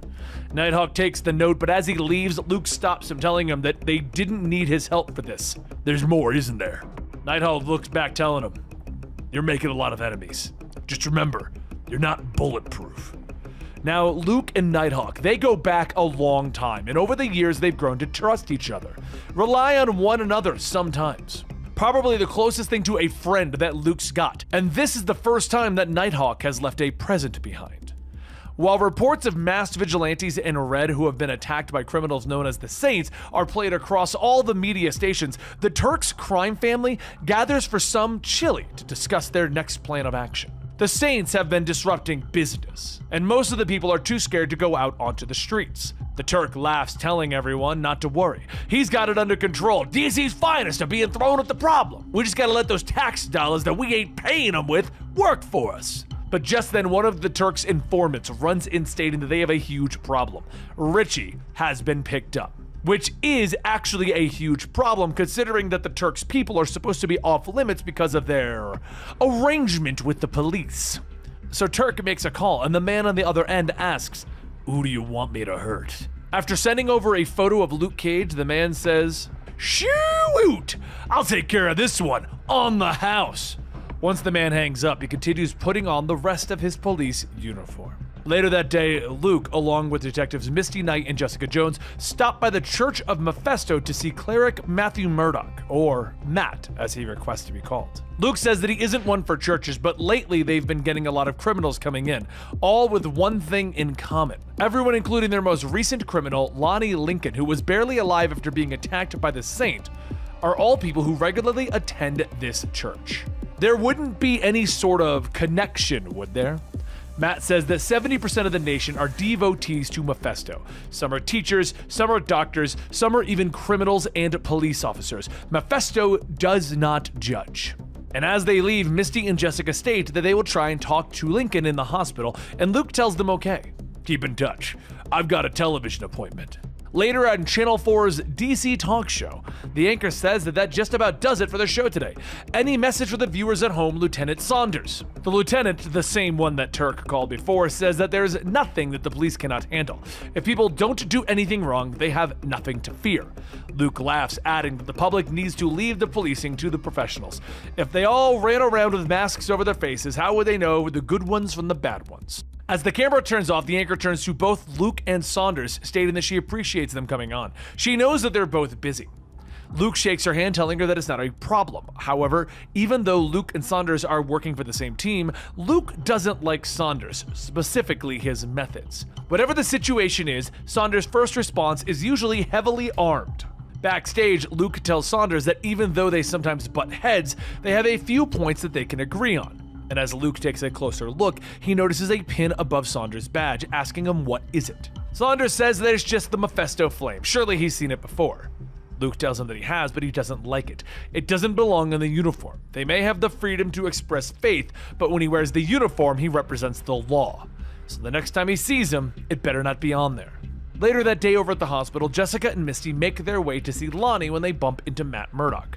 Misty says that it's a surprise to see him here, and Matt smiles, telling them that he's just administering to the sick, doing Mephisto's work in the world. However, he's very busy and must attend to some other matters. Do take care, detectives. As Matt leaves, both Jessica and Misty shrug their shoulders and walk into Lonnie's room, and when they see him, he's been smothered with a pillow. Misty shouts, asking what the hell happened here, and a guard comes in stating that he doesn't know. The only person who has been in here was the priest. The two run out. Misty calls for an APB on the priest from the Church of Mephisto. A one Matthew Murdock, 6 feet tall, Caucasian, red hair, wearing a red cleric suit. Approach with caution, believed to be the vigilante known as the Saint. Later that night, Luke gets a call from Jessica telling him that they managed to track down Murdock. He's holed up in the house of Mephisto. The bad part is that the situation has kind of escalated. Misty's bionic arm got busted and Saunders is in there with his boys. He's looking to end it, possibly in rubble. Luke races down to the church yelling, "What the hell is going on here?" And Saunders tells him that everything is under control. Luke tells him that this isn't control. This level of response is inappropriate, but Saunders tells him a police officer has been assaulted. How appropriate does he think that they need to be? Luke then begins to walk up to the church, telling them, "You got all of this for one man who attacks people with a baseball bat? If you were looking to make a martyr, you could have done better. Tell everyone to stand down. I'll establish dialogue first." But as Luke leaves, Saunders laughs. "Who's looking to be a martyr, sir?" Once inside, Luke calls out to Matt, telling him that they just met this morning. He'd like to have a talk. We can work this through. Just then, the Saint cracks Luke in the back of the head. Luke fights back with a table, telling him, "I just want to talk, Saint." The Saint gets up yelling, "Don't call me that, it's not my name." And Luke asks, "Then what does the S on your costume mean?" Matt takes off his mask. "It's not an S, it's a serpent. Mephisto took the form of this lowly creature when he wanted to experience life in his creation. Don't call me the Saint, just call me Matthew." Luke tells him it's okay. They can get through this, and Matthew tells him, "No, it's not. I spend my days listening to people tell me about all the bad things that they've done, about the darkness in their souls. They think they're cleaning their slates so that they can go out and do it again. I had to stop them. You understand, right?" Luke says that he thinks that he can understand that. Matt goes on telling him that Mephisto created this world around them, all of them in his image. They are a pale reflection of he who breathed life into them. Yet every day he looks at the people who worship Mephisto and all he sees is violence, hatred, and bitterness. They are vile creatures! And then he will ask himself, if they as people are the reflections, then what does Mephisto truly look like? And a few moments later, Luke walks Matt out holding the bat, telling everyone it's okay to stand down. They're coming out. But as all of the officers continue to keep their guns aimed, Saunders tells everyone to take the shot. Misty yells, "Wait, they can't do that. The commissioner is in the line of fire." Jessica pulls out her gun, telling him to call off the order. And Saunders laughs, telling her, "I wouldn't do that." He then yells over the radio to take the shot, and suddenly everyone opens fire. Bullets begin to spray everywhere, with Matt taking most of them. Luke tries to pull Matt down to give him some cover, but just as Luke thinks that this is the end, he begins to hear a tink over and over, and he looks back to see Nighthawk over him with his cape extended, shielding them, and he asks, "Do you not understand the word careful?" Once the bullets stop, Luke carries Matt back to the others, and when he looks down at Saunders, he punches him. "You're fired!" Later, Luke tells Nighthawk that he's sorry about Turk, but Nighthawk tells him not to worry. There will be other days where he isn't going to have to choose between a criminal and saving the commissioner's life. Luke then holds out the bulletproof vest, telling him, "Thanks for the loan. Not exactly bulletproof skin, but it's close enough." Nighthawk laughs as he leaves, telling Luke to hang on to it. "I get a feeling you're gonna need it again." It all begins here, Pilgrim. A tale so breathtaking and tragic, we can't yet show you the title. Don't you dare skip to the end. We know it's hard to wait, but there's plenty of drama for you to get through first. Our story begins as Nighthawk, who is just slow enough returning from the Alterverse to save poor Harry Osborn from falling into a coma. Even though Gwen Stacy and Sam Wilson are by Harry's side, Nighthawk knows that this calls for him to take off the mask and show his support, not as the masked hero, but as Kyle Richmond. It seems that Harry has gotten himself into a heap of trouble when he used the ever-growing popular street drug, Super Serum. Everyone thought that Harry managed to get past his habits, but being the son of Norman Osborn could drive a person into dangerous territory. If anyone is to blame for this happening, it's Norman himself, everyone says, though they do not know that Norman himself has overheard that conversation. So later, as Kyle leaves for Capitol Hill, he knows that it would be easy to blame Norman.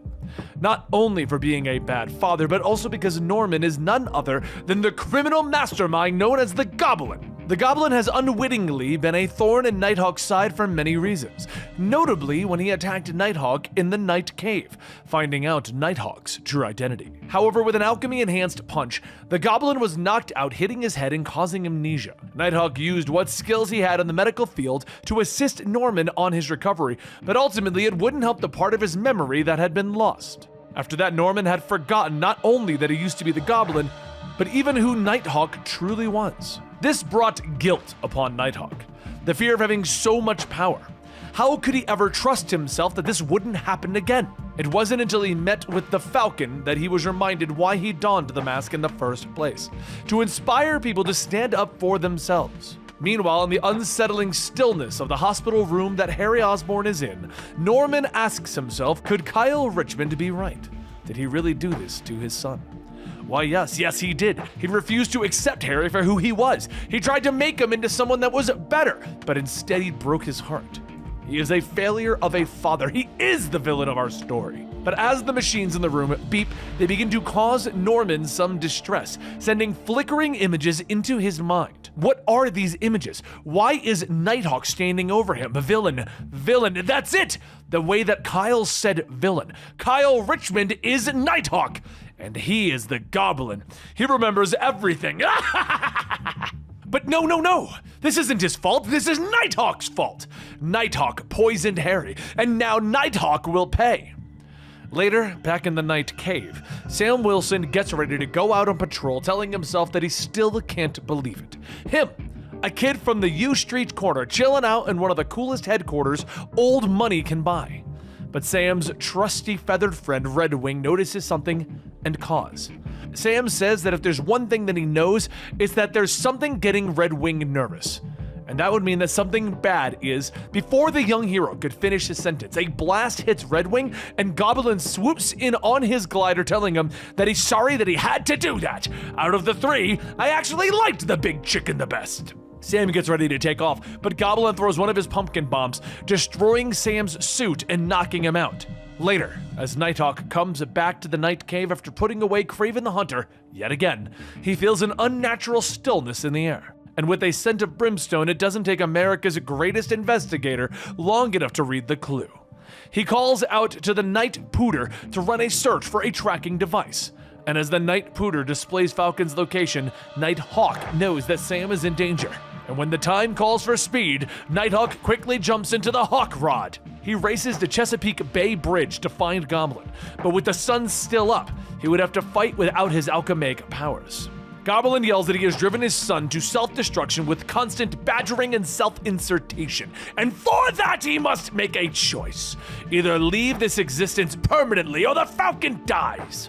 Nighthawk quickly climbs up the bridge knowing that he would be fighting at a disadvantage, but this is Falcon's life that they're talking about. Goblin manages to give him the slip at first, nearly knocking Nighthawk off of the bridge and back onto the hard pavement, but Nighthawk tells himself that he can do this. He has trained with the greatest fighters in the world. The Order of the Crane Mother, the Black Marvel, Princess Zarda. He is more than just his superpowers. He is still Nighthawk, even when the sun is still up. With a daring leap, Nighthawk gives it his all as he throws himself into the air, kicking Goblin off of the speeding glider. While Goblin recovers from the nasty hit, Nighthawk rushes to Falcon's side to free him, but Goblin has one more trick up his sleeve. So he hops back onto his glider, aiming straight for the two of them, smacking into Falcon, knocking him over the edge. Falcon plummets down towards the waters below, knowing that he won't make it in time. So Nighthawk throws his Hawker ring to grab a hold of Falcon's leg. There's a sudden snap, and as Nighthawk pulls Falcon up, he's unresponsive. Goblin flies by laughing, yelling at him what thrills, what drama, what timing!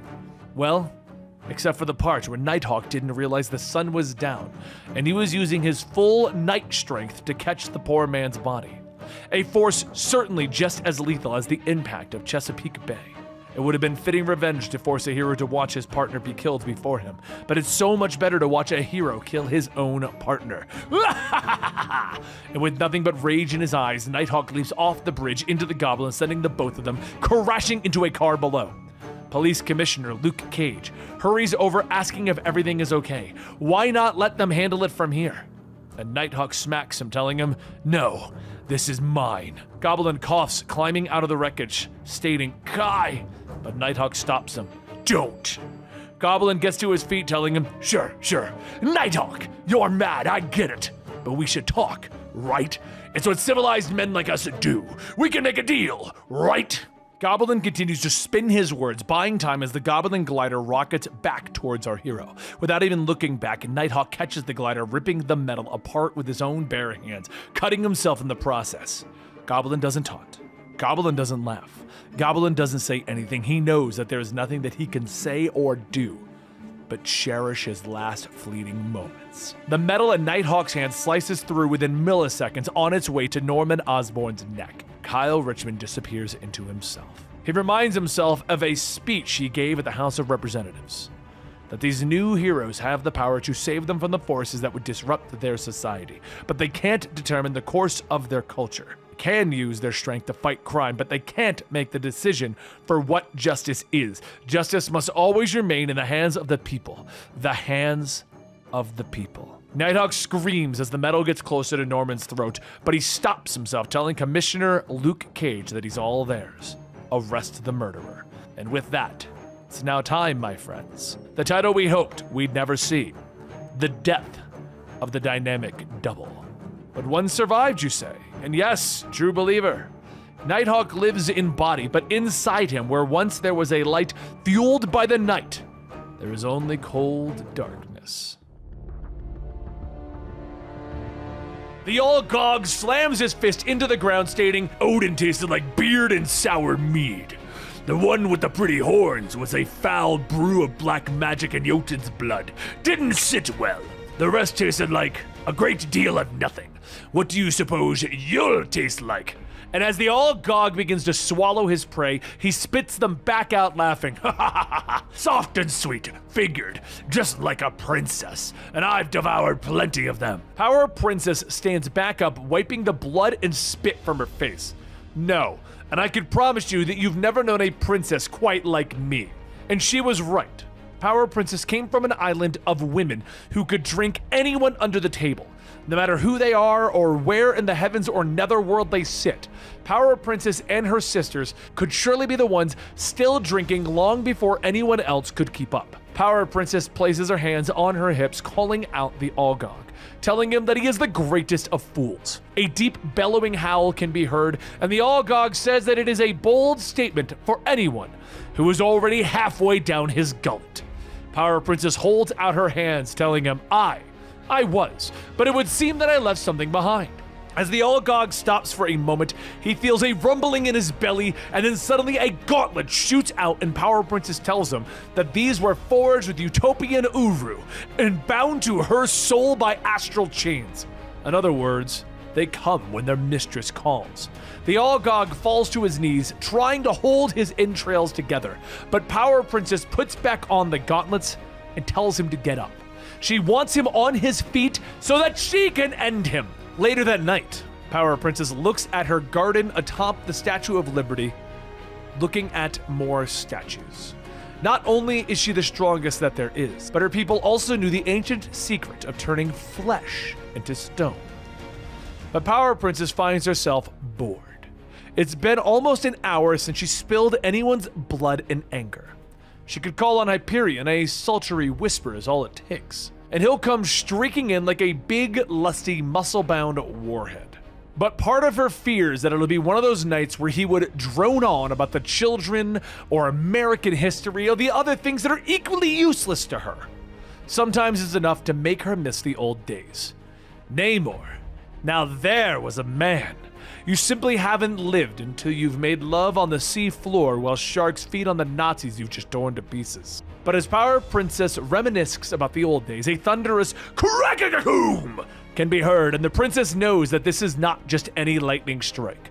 She heads into her armory, digging through her weapons, thinking that the Olgog hadn't been seen since he felled the last of his sworn enemies years ago. And it would seem that there's no coincidence that he returns now. There's a restless ghost stirring somewhere within the heavens. Where else to begin her search other than the great graveyard of the gods, where the Mangog became the final All-Father, where begun the Ragnarok wars that left the heavens hollow, where she salvaged the last piece of a broken bridge to forge a rainbow axe, in a realm once known as Asgard. Within moments, Power Princess is taken away to the ruins of Asgard with her axe, and when she arrives, something shoots past her.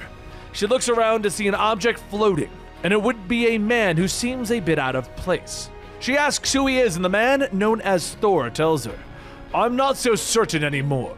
I only know that I am sober for the first time in more eons than I can recall, and verily, I do not like it. I do not have any memories, but this feels wrong. This is not the world that I know. Power Princess asks if this Thor is the one who caused the unnatural thunderstorm, and Thor tells her, "'Tis not the storm that is unnatural, 'tis everything else in this realm. I'm finally remembering who I was, only to find the rest of the world has forgotten itself or disappeared like everyone that I have ever. Wait, who are you? And how did you come by that axe?" Power Princess throws the axe. Thank the heavens. She was worried that he'd be peaceful. Her name is Power Princess, and let her show him why. The object swirling around, Thor deflects the oncoming axe, and he looks at it, asking, "Beloved Bifrost, what in the name of Odin has happened to you? What happened to Asgard, the Golden Halls, the long ships sailing the stars? Not even Valhalla remains. What of father, of my mother?" Power Princess charges in, punching Thor in the chest hard enough to make him stagger. But as the flying object forces Power Princess back, it gives time for Thor to let out a thunderous belch. She shouts that she lost her people too, but he doesn't hear her whining about it so loud that she can shake the stars. Instead, she found a new home, new people, one worth fighting for. And fight she did. You know why no one missed the gods? Because of her. She punches again, shouting that she is the last daughter of Utopia, who did what no other god or goddess ever could. She actually earned the right to be worshipped. So on your knees, Asgardian, and pray to your princess. But before she can deliver the final blow, an object shoots through, hitting Power Princess in the face as she asks, "What is that blasted thing? It felt like Uru." Thor catches it and holds it. "I remember.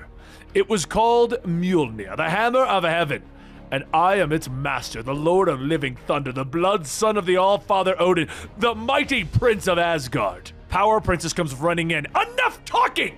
Show me who you are with punches!" But Thor begins to fade away. "I remember everything.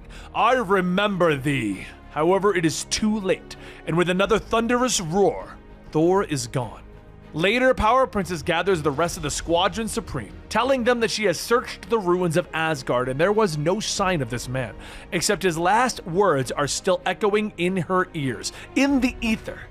Have any of you heard of a team called the Avengers? Now for a side story, giving us a little more context. It begins in Iceland, the age of Vikings. Then, it was the night of bloodshed, and for the first time in more centuries than he could count, Thor was sober. He watched the young princess Zarda, before she became known as the Power Princess, lob off her first head. All Thor did was sit and drink. Then in Berlin, 1945, Princess Zarda battled against the Nazis and celebrated with the American soldiers when they claimed the head of Adolf Hitler. Thor was there, sitting and drinking. But something was off. Zarda was there to stop Gore, the God Butcher, and his God Bomb.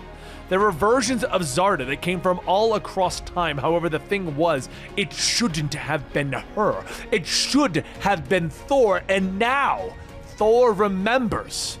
Thor can taste the storm ahead, and it tastes like hail and pain and raging Uru. All the things that he will rain down upon his enemies and upon the mysterious thieves that have stolen his life. This storm tastes like revenge. It tastes like fire. And at that moment, Phoenix appears before him, stating that she's going to take a guess. And the world's not exactly the way he remembers it, right? Well, he can call her Phoenix, and her friends can help with that. In the office of Dr. Gwen Stacy in Ravencroft Asylum, Gwen sits looking over her files on Bullseye, thinking back to something her mother once told her. It is the duty of the well to take care of the sick. Gwen's mother was a wise woman, and she knew something that so many supposed professionals overlook in their need to seem superior. One of the most important tools in helping others is to meet them at their level. And after watching her mother handle a patient who was ready to kill, and seeing her talk them out of it, Gwen knew what she wanted. To help people as they wanted to be treated, not as you want to be treated. Gwen sits back in her chair, stating that they will be starting an assessment in a few days, and until then, try to practice mindfulness. The guard picks Bullseye up out of his chair, telling him to move it, and then Dr. Stravinsky comes in, stating that it would seem that she is making friends. Gwen laughs, stating that everywhere she goes, really, there are the Goblin files. Everything that he needs is right here. Dr. Stravinsky clears his throat. Right. Also, do you have any dinner plans this evening? Gwen gets a text and tells him, actually, I already have plans for the night. Perhaps another time, Doctor. Later at the diner downtown, she says that if she keeps feeding her, there won't be any room for dessert. And they are supposed to go to that fancy rolled up ice cream place. Misty Knight laughs, spoon-feeding Gwen, stating that they'll get to it. But what kind of friend would she be if she didn't insist on at least trying this? Gwen takes a bite, telling her that it is incredible, but she seems a bit tense. Is everything okay, Misty? Misty sighs, stating that she remembers the Ricochet killer, right? DC's least favorite son interfered before they could catch him. Gwen says that they both know that she was the next target, and if Nighthawk didn't step in, she would have been killed. Misty tells her that as a DCPD detective, she'd be much happier if she got the chance to book him herself, instead of desperately trying to salvage her case after the Cape's meddling interference. Gwen takes Misty's hand, telling her that she knows it's frustrating when the Capes get involved, but she'd be lying if she said that she wasn't glad that she's safe now. Well, safer. Misty calls her the check and tells her, still, there's something wrong with Capes that can't be fixed. And as she turns back, she sees Gwen looking off and asks if everything is okay. Gwen thinks to herself, she hates to keep secrets from Misty, but... At that moment, Misty's phone goes off and she answers it, her tone changing as she says that she understands. Gwen asks for a rain check on dessert, huh? And as Misty takes off for work, Gwen heads back to the Night Cave to do some research when she overhears on the radio that a murder has just recently occurred. She suits up, quietly sneaking into the residence of Nick Manilis.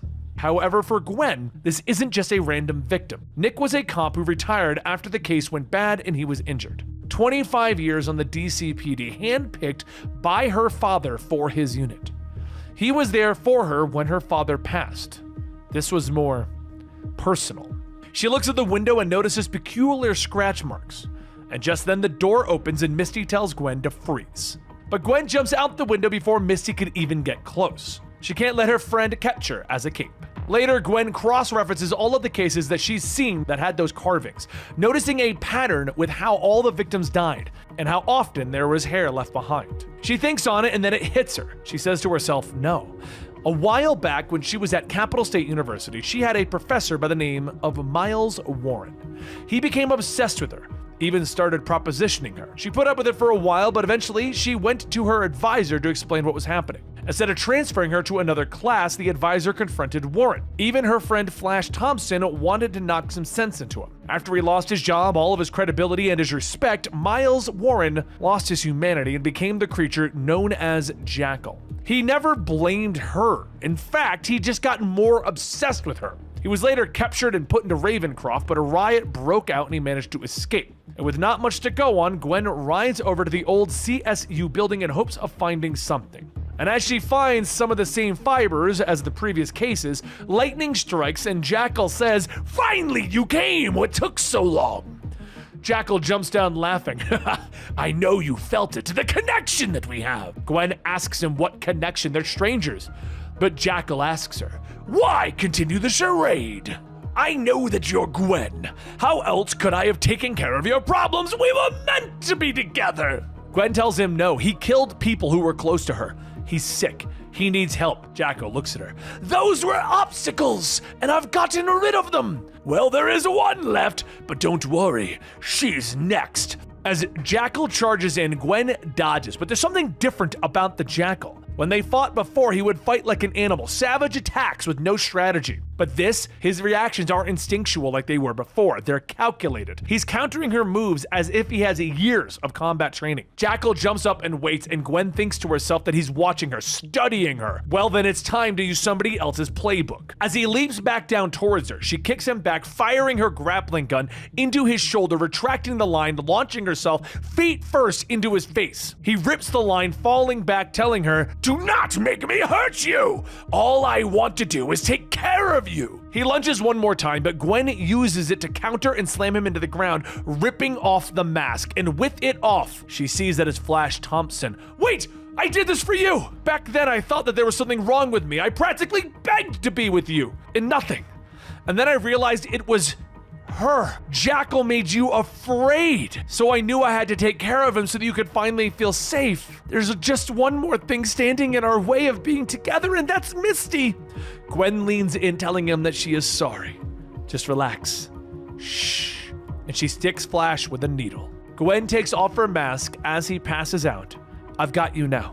You're gonna be okay, I promise." Later at Ravencroft, Gwen sees Flash stating that they're going to help him, but he needs to meet her halfway. He slams his fist. "I am meeting you all the way. We can be together. You don't have to be Nightbird anymore." As Flash is struggling, the guards get up and Gwen tells him it's okay. Flash is agitated and clearly delusional. Her presence is making things worse. She'll submit the paperwork to have him transferred to Dr. Jenkins. And when she finishes up and gets ready to go home, she sees Misty Knight is outside waiting. She tells her that she didn't expect to see her for a few days, but Misty tells her that her case got wrapped up quicker than she thought, figuring that it was time to cash in on that rain check. As Misty hands Gwen a bag, Gwen says that she didn't. She did. And once the two finish their rolled up ice cream, they get into Misty's car, and Misty says that after the last few weeks, they both learned to break, huh? Gwen sits back and lets out a sigh, stating that she managed to get the night off. Her phone is on silent. Misty then asks, "Where to, Dr. Stacy?" And Gwen says, "Wherever the road takes them, Detective Knight." It was a sunny day in Westchester, New York, when a man takes his family to the park to play catch with his kids. As the man throws the ball and laughs, his wife says that sometimes she can't tell who of the three of them is the biggest kid. But then the sounds of an engine can be heard, and as the leaves begin to get swept away in the wind, a helicopter flies down. The man looks up at who it is and says that the answer is no, he is retired. And Elektra tells him, not anymore, he isn't. There's nobody who can pull a trigger like him. There's nobody who can kill like him. And the man tells them that they swore to him that he was out. He earned happiness. And Elektra hands him a duffel bag, telling him that this mission is bigger than his half-acre of paradise. This job requires a different kind of squadron. This target has the potential to wipe out everyone that he cares about, the power to rewrite history. And Frank, isn't this reality worth fighting for? The Punisher takes out his old suit. "All right, I'm in. And later, Elektra knocks over a chess piece with her own, telling him that she has found her knight. The man across on the board asks if that was a wise choice. There will only ever be one chance to pull off this assassination. Might I remind you that this is an existence-level threat, and time is definitely not on our side. They've tracked the target's signature to a compound in the People's Republic of Chernia, where he teleports in and out on regular intervals. President Coulson cannot send the Squadron Supreme of America without sparking an international incident, and surprise is critical. Elektra tells him not to worry, Defense Secretary, there are still a few moves left. And she moves another piece onto the board, and the Defense Secretary says that is a very aggressive strategy, a sort of Latverian gamble. She asks if he has concerns that she can pull it off, and the Defense Secretary says that he does have concerns about who she has assembled for her 6-member squadron. So far, her team consists of Punisher, Cloak, Crossbones, and a Murder Hornet. Though Hornet, she needed a bit of behavioral modification to get her back into the game. Elektra puts her chess piece down, stating checkmate, and the Defense Secretary says that her aggressive strategy seems to have paid off. So Elektra tells him because she was willing to sacrifice any and all pieces. Later, in the People's Republic of Chernia, Elektra and her team teleports in, trying to stay within the shadows. Elektra spots the magic textile manipulator, Remnant, keeping watch over the compound, telling Hornet that she's up, take out the sentry. Remnant begins to hear a buzzing sound and then slaps the back of his neck when he feels something sting it. He pulls his hand back to see a small hornet, telling them that they just punched way above their weight class. And then a massive swarm of hornets appear, and they begin to chase him around. After punching the swarm and dispersing it, he yells, "Ah! I have to do better than that!" But no sooner than when he finishes is the cracking sound of a gunshot heard, and the bullet shoots straight through Remnant's head. Frank reloads his gun, telling Hornet that he appreciates the distraction. And Crossbones yells, "Hell, man, that was a shot! Such an honor to be working with you to blow the brains out of some dirtbag." Everyone gets ready to move when Cloak stops, looking at Remnant, and remembers something. He could see Dagger, and she was calling out to him, and then Elektra and Crossbones began to drag him away. Elektra asks him if everything's okay, and Cloak tells her, yeah, he'll be fine. Meanwhile, inside, Mink, Haywire, Foxfire, Thermite, and Moonglow all watch the security cameras when Foxfire says that the northeast camera cut out for 22 seconds. Haywire says that maybe it was a glitch, and Foxfire tells him that the security system is centuries ahead of its time. It's too advanced to glitch.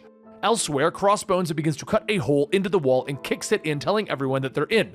And you're welcome! Everyone rushes in, with Elektra telling Hornet to go ahead and hack the systems. Once they get a map of the place, they're going to teleport in but at that moment, Punisher asks if anyone hears that. Crossbones says that it's probably the damn Hornets. Hornet calls back, stating that she heard that, and Punisher tells her, no, it sounds like. But before he could finish, dozens of drones fly out of the hallway, opening fire on everyone. More and more drones pile in, and just as they're starting to overwhelm the group, Hornet says that she's got it. The complex's power supply seems to be routed into this area. Pretty sure that this is where the command center is. Punisher snaps at her, pretty sure? And Elektra says that it'll have to do. Cloak, let's go. Seconds later, Cloak appears in the control room, with Foxfire stating that she will give them a chance to surrender, but they all know that they're not going to take it. Haywire shoots out his metallic tangle wire, stating that there doesn't need to be any talking, and he begins to strangle Crossbones. But Crossbones grabs the wire, pulling it, flinging Haywire at him. Once close, Crossbones grabs him by the head, slamming him into the ground. Mink lunges at Elektra, stating that they think themselves to be good guys. The world needs to be freed of this police state. Elektra blocks the claws, stating that whatever the reason, the Redeemers sided with a madman plotting to bring down their entire way of life. She knocks Mink back, swiping with her sai, cutting Mink's throat, and then Moonglow rains hard light down, shouting that that was his friend. Cloak shields everyone, stating that she is fighting against the inevitable. His dark force absorbs all light. Moonglow begins to cry out, asking, "Do you think I don't know that? Ty?" Cloak pauses for a moment. "Dagger? But I saw you die in our fight against the Redeemers." Dagger tells him that what he has been brainwashed to believe by the behavioral modification machine is a lie, and she is sorry that she failed him that day, instead of letting him become their puppet. She should have killed him when she had the chance. She won't make the same mistake this time. Cloak tells her no, it's still him. He just understands the importance of Squadron's cause now. Elektra will help her see that. Don't struggle, just come with them. And Dagger yells, no, if she can't free him, she'll free everyone else. She flies up, shining her light, and Punisher says, I remember. Crossbones opens fire on Dagger's back. Great, with Cloak down and the Punisher forgetting that he was a killing machine, what do we do next? Punisher looks at the blood on the wall, asking, killing machine? I remember my family, and that they weren't actually alive. Foxfire stands in front of Dagger, telling Crossbones that he is forgetting one thing about her, that she can stop him with one hand behind her back. As she touches his armored power suit, it begins to crumble away as he shouts, what did you do? Foxfire says that it doesn't matter how big his guns are when you go up against someone with the power to decay matter. Pieces begin to fall as Crossbones asks, is that so? Let's see if you can decay a bullet before it hits you. But then there's another gunshot and Crossbones is shot in the head. As Punisher puts his gun down, Elektra holds her arms up, telling him, I am your friend. We don't kill friends, and if we don't kill the target, everyone that you cared about will be erased from existence, Frank. Punisher begins to shoot at her. Everyone that I cared about is already dead. You butchered my memories. Elektra weaves through the gunfire, stating that she is sorry for this, and she stabs him in the chest. Thermite sees that and says, okay, that was pretty cold, even by my standard. But we should have turned our back on. Hornet uses her power to grow to normal size, telling him, funny, she was thinking the same thing, and kicks the regulator pack that Thermite is carrying. Suddenly, Thermite explodes, taking everyone out who is close by, and as Elektra picks herself up, she hears clapping, and Kang the Conqueror steps out. That was a decent showing. Too bad your pathetic team didn't manage to do any real damage.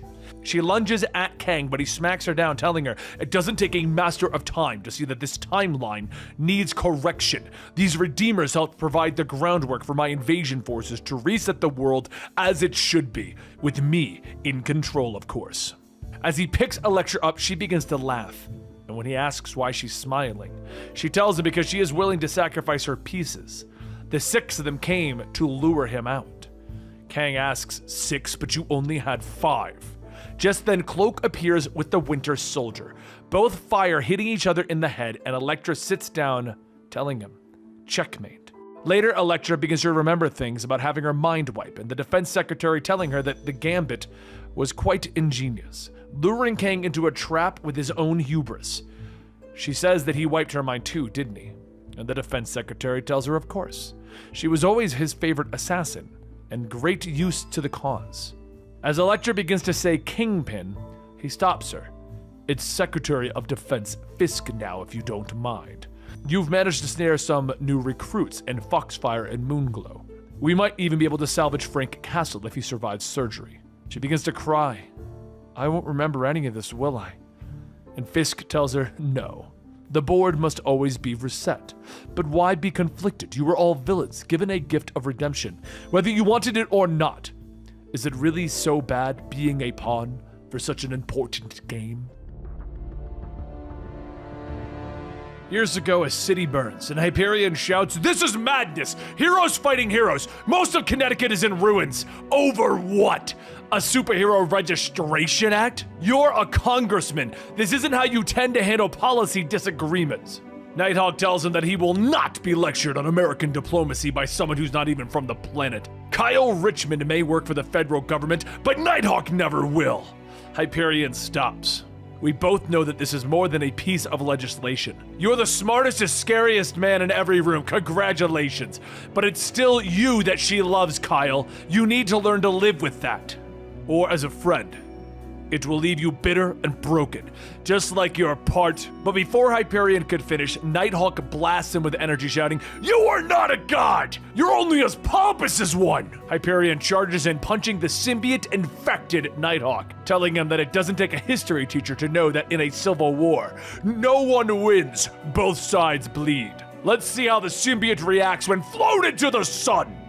Now, we go to the current time, and Hyperion and Nighthawk glare at each other, and Power Princess says that it is time for them to put aside their differences and stand together.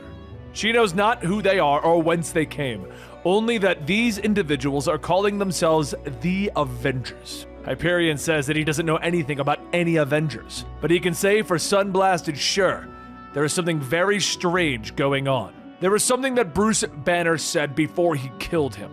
It sent him searching into the Arctic, where he found someone in ice, or at least there used to be someone in ice, someone that they'd forgotten.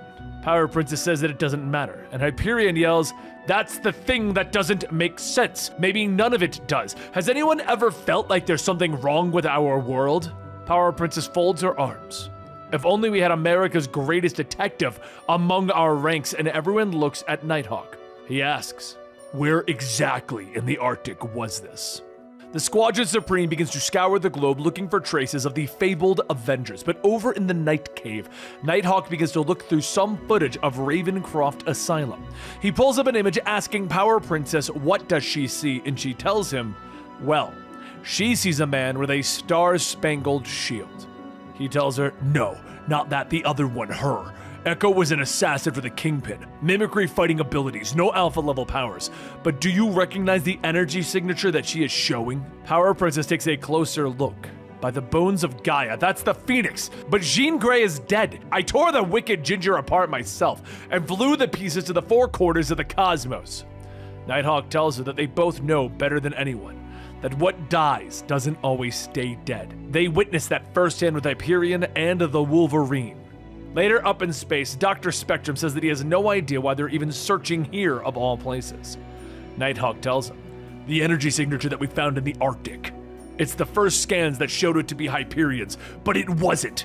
It was something close. It's something that I believe that has only ever been recorded once before, many years ago, from the samples of the meteorite smuggled out of the Congo by a mercenary working for a government arms dealer, Howard Stark. The samples aren't important, it's the people that have been hiding them, who have been hiding themselves. A people who, for the first time in centuries, may have just opened their doors and given us a chance to find them. Africa, Dr. Spectrum, scan every square inch of it. Later, Dr. Spectrum stops his search in the savannah stating, this is it. Whatever Nighthawk is hoping to find, the prism says it's right here. Hyperion looks around. There's nothing for miles, nothing that my atomic vision can see anyway. Blur runs in circles, telling him that there is something here, alright, something he can't run through, and he can run through anything. So Power Princess says that there is a great power on this land. She can feel it, and moments later, Nighthawk pulls up a night rod stating, the Phoenix, the readings from the Arctic, the star brand from Spectrum's battle in space, the atmospheric disturbances from Zarda's encounter with the Asgardian, the trail of the Daywalker blade, it all leads here. Blur gets to work at the computer telling him, I'm hacking at super speed and yep, there's definitely a hidden network here. Just let me try a few million password combos real quick. Dr. Spectrum asks, what kind of people have hidden themselves like this for years with all of this tech? Ones he can't trust, that's who. Nighthawk tells him, people have searched this site for centuries until it was forgotten, dismissed as a legend. Welcome to the lost land of Wakanda. As the barrier begins to fade, a voice then asks, America's mightiest heroes, huh? I don't think so. Captain America steps through leading Blade, Echo, Black Panther, Thor, and the Star Brand Child, stating, we're gonna be taking back our reality now. Avengers, assemble! At the end of this particular issue, there was another side story featuring Phil Coulson. In the Oval Office of President Coulson, Vice President Thunderbolt Ross, and White House Secretary J. Jonah Jameson, they ask, what are they going to do about the Avengers? They sound like a bunch of public menaces. Coulson sits at his desk, not saying a word, and the two go on calling their staff members, telling them to start gathering people together so that they can cut this off before it gets leaked to the media. On top of that, they're going to have a press release about how awful the country they're about to start bombing is, and no, it doesn't matter what country, pick one. Coulson reaches into his desk, pulling out a gun, shooting both Thunderbolt Ross and J. Jonah Jameson dead, then calls his secretary telling them to prepare a press release on the assassinations of Ross and Jameson by sleeper agents from Wakanda. Make it appropriately stirring. As he hangs up, Mephisto slinks from the shadows in the form of a Doberman, stating, you did the right thing. The more people who say the A word, the more the cracks begin to show in this precious little world of ours. Coulson tells him that there weren't supposed to be any Avengers. What did we miss? And Mephisto says, nothing that can't be rubbed out and forgotten all over again. Coulson pauses. Do you mean to kill Captain America? And Mephisto tells him, yes. How does it make you feel, Mr. President? Jonah begins to cough and Coulson shoots him again. We should never have left him in the ice. I must be getting sentimental. What of the squadron, though? They're heading there now. If we lose the squadron, we lose the world. Mephisto growls. I told you it wouldn't be easy. The devil's work never is. What about getting help? Our numbers are supposed to grow. But Mephisto stomps him. Your numbers will grow, but the council won't commit. They don't trust you, and with good reason. We need to show them what we've shown this world. And what is that, my son? That Mephisto makes dreams come true. Yes, he does. There's a good little president. Coulson then says, I can't call the squadron back. Can't bomb Wakanda without drawing the world's attention. And there's only one way to handle this, sir. The same way that you remade the world in your image. I'll do it myself. With a Helidrone. With their Pandemonium Cube. 2 years ago in Ontario, Canada, a battle took place. A battle that left the heroes in disarray as one of their shining lights, Hyperion, was killed. He died at the hands of Alpha Flight, notably the magically enhanced claws from Wolverine as they easily cut through his throat like soft butter. That was supposed to be the last stand. As the protectors of Canada, they had done a rather poor job up until that moment. The Squadron Supreme of America had led an army north of the border, annexed Alberta and British Columbia for their resources, and bombed the rest of Canada for daring to fight back. That country was left a corpse, a great white nothing, and Alpha Flight, they were beaten and broken. But before they could be wiped off the face of the earth, Shaman used his power to teleport what was left of Alpha Flight. After that, the US relentlessly sent squads in looking for any traces of Alpha Flight, threatening anyone who was harboring the terrorist with the death penalty. But eventually the team found themselves in Sudbury, Ontario, back with Professor Hudson. Hudson tells them that the increased frequencies of these raids are alarming. Oshawa was taken down and the Squadron Supreme is not far behind. In the last month alone, they've put more than 100 Canadian patriots in prison for supporting Alpha Flight to their losing allies. Guardian begins to get out of her mech suit, stating that they should just free them. Shaman can port them in, and they'll scoop up the prisoners and nuke the stupid buildings. Hudson says, does she not think the Squadron Supreme is already hoping for that? It's a dog and pony show. They're using these people as bait. Sasquatch says that he's with the Guardian. They can't just leave these people, but Wolverine stops them all. We're fighting to save the country, or what's left of it. I don't like it any more than the next person, but those people knew what they were signing up for. Sasquatch transforms, shouting, Are you kidding? This has nothing to do with the war. The war is over and we lost. This is about the Squadron wanting revenge for you killing Hyperion, and you wanting revenge for them killing Jean Grey. Shaman shouts that is enough. It's been days since any of them have had a good night's rest. They're all on edge. Aurora pulls Sasquatch close, telling him to come on. Let's get some sleep. But while everyone tries to go to bed, Sasquatch can't sleep, telling Aurora that he can't keep doing this. There's no end to the running. He promised Mac and Heather that he'd go look after Claire. They didn't want her following in their footsteps as Victor and Vindicator. She was supposed to have a normal childhood. Shaman hasn't been the same since he lost his daughter. Logan will never admit that they've already lost. They have to stop this. He can't keep carrying all those innocent people on his conscience. Aurora tells him that she won't leave. Logan's not the only one who wants the Squadron dead. They killed her brother. She won't walk away. The next morning, Wolverine cracks open a beer, telling them that it's time for a team meeting, but Aurora tells him that Sasquatch is gone. Wolverine asks where, and she sips her coffee, telling him that she doesn't know. He was talking about how he couldn't do it anymore. The news of the Patriots winding up in prison really got to him. Guardian says that they need to go find him, but Wolverine takes another drink, wipes his lips, and tells them, no, this has been a long time coming. If he wants to go, then he can go. Same goes for the rest of you. If you want to leave, I'm not going to blame you. We've been running for a long time, stating that we're waiting for another shot at the Squadron Supreme, but really all we've been doing is putting other people's lives at risk because we helped them. Sasquatch couldn't live with that anymore, but to be honest, neither can I. If the Squadron wants to send their jackboots to take down our safe houses and arrest our people, hoping that one day they're going to find us, then hell, why not just give them what they're looking for? So several days later, Alpha Flight waited in a place that they knew was on the Squadron's list of safe houses to be raided. And when they did, the team fought hard. But on this run, Nighthawk didn't lead the soldiers. They were sent in alone. So Wolverine sent the soldiers back with a message. that they are to stay off Canadian soil, seeing as they already took what they wanted. They can have Alberta and BC, and all the oil and lumber that they can handle.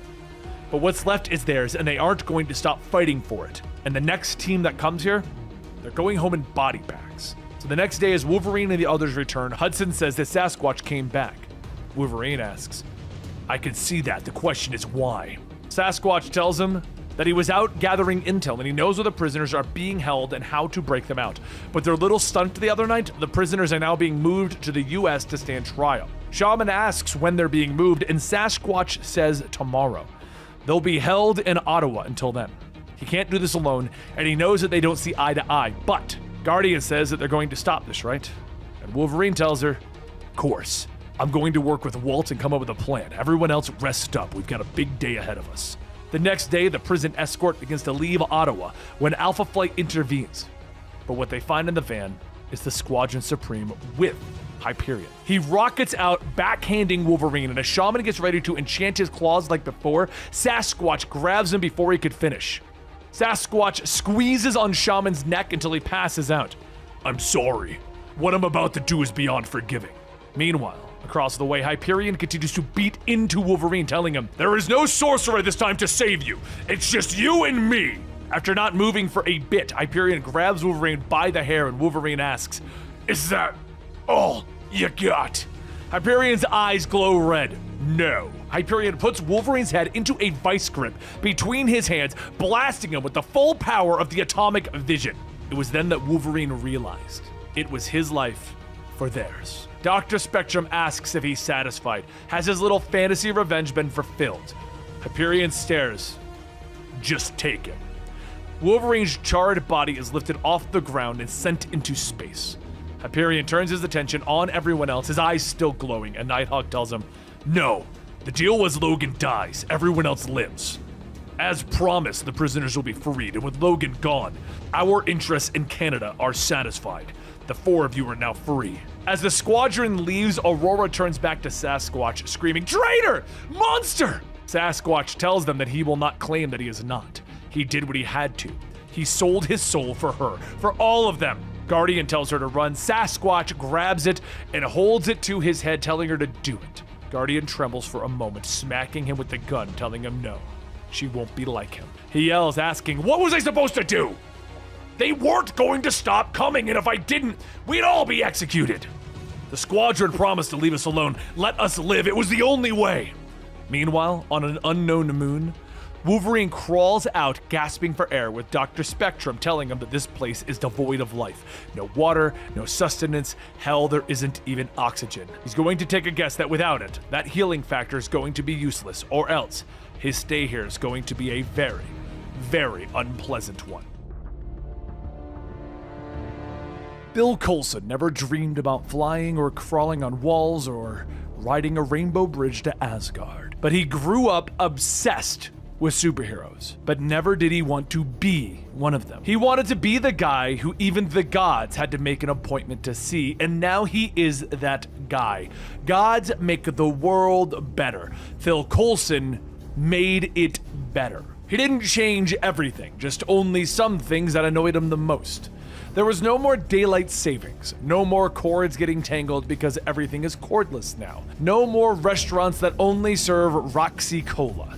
But now it looks like he has to go to Wakanda himself and fix all of this, and then finally, there will be no more Avengers.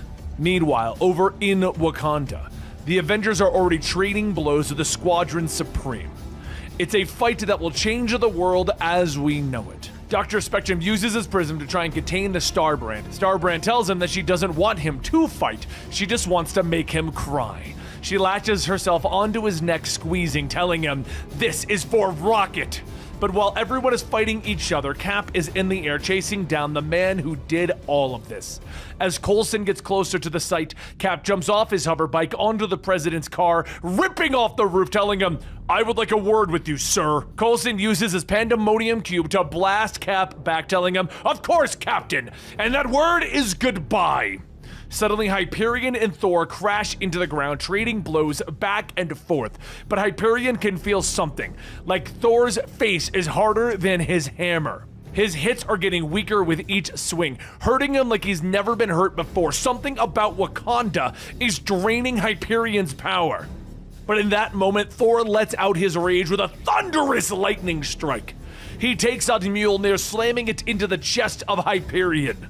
Across the field, Black Panther runs alongside Blur as he punches him, telling him he's pretty fast for a cat man, but not nearly fast enough. Black Panther digs his claw into the ground to slow himself to get behind Blur, and then with a quick swipe to the legs, Blur skids to the ground. He screams in pain, and Black Panther tells him all those ligaments in his legs have just been severed. With surgery and rigorous rehab, he might be able to walk again. Begin the healing process by staying down. Blur asks him, yeah? Sure, I'll get right on that, just because I'm a nothing without a pair of legs, right? Blur begins to spin his arm, creating a tornado, asking, I'm just a hilarious joke, right? This is my life. This is my world, Catman. Meanwhile, in the sky, Starbrand is focusing her energy into Spectrum's prism, shouting that she thought she told him to cry. As the prism begins to crumble, Dr. Spectrum curls into a ball, bawling. Starbrand tells him, that's better. All right, who's next? Echo struggles with the Power Princess, telling everyone that she wouldn't say no to some help. Blade focuses his attention on Nighthawk, telling him that he's just a man. Don't make this worse than it has to be. Nighthawk slices through Blade's sword, telling him that he is a vampire that hunts vampires, all before the world changed, right? Blade scoffs. Huh. Oh, so you do know the way it was supposed to be. Nighthawk kicks Blade off, leaving his Nightblade into his chest. Of course, I'm Nighthawk. Did you not figure out why the world doesn't have any more vampires for you to hunt? Take a guess. Before Blade could say anything, Nighthawk activates the taser in his blade, electrocuting him. Back in the sky, Coulson begins to climb out, with Captain America asking if this is some sort of hellish cosmic cube, because that would explain a lot. He can tell the rest under oath, once we put the world back the way it should be.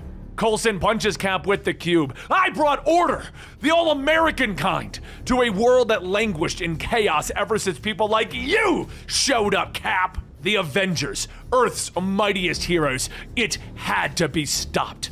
I made a world where the heroes are more majestic than you could ever be. And all it cost me was my soul. A small price to pay for a perfect world. At that moment, a fighter jet flies by, clipping Coulson in the head. And over the comms, a man shouts asking, Carol, what are you doing? You hit the president! And she responds with, oops, did I? Man, am I embarrassed. Sure hope he's all right and can finish killing that guy. Over with Echo, Starbrand begins to pull at Power Princess's hair as she asks, by the gods, where did you find a rabid child? Echo tells her not sure, just met her a little while ago. But the Starbrand and the Phoenix, well, something tells me that those two go way back. Just then, both Echo and Starbrand unleash their full power. Power Princess screams. Thor swings his hammer, telling Hyperion to stop this before he's forced to kill him. And Hyperion punches back, launching him into the air. No. Blade stands back up, with Nighthawk telling him that he's beaten. But Blade tells him, I've been hearing that my whole life. A second later, he's hit with Hyperion's atomic vision, and Nighthawk tells him, you look like hell. Hyperion tells him that these people lay claim that the world has been changed. Is it true, Nighthawk? Does it matter, Hyperion? Does it make you want to fight for it any less? Hyperion looks down at the lifeless Power Princess. No, it doesn't. But Black Panther tells him that that is enough. They are not enough. Not here. Not while the Black Panther lives. However, as Black Panther goes in to take on both Hyperion and Nighthawk, Coulson's car begins to spin out of control, with Cap telling him not to do it. Coulson yells that it is a new and better world, and he did it. He made the greatest Earth that has ever. But before he could finish, the car crashes with Coulson still on it. Hyperion continues to fight Black Panther, telling him that he has taken lives because he knew that it was the only way to save the world. Are they saying none of it mattered? Was any of this real? Cap tells him, it was real, and I hope that you never forget it, especially this. Before Hyperion has a chance to even understand, Cap cracks him in the face with the shield, knocking him out. Echo and Starbrand begin to burn the Pandemonium Cube, and Echo asks if she can feel it. Starbrand asks, do you mean the burning rage?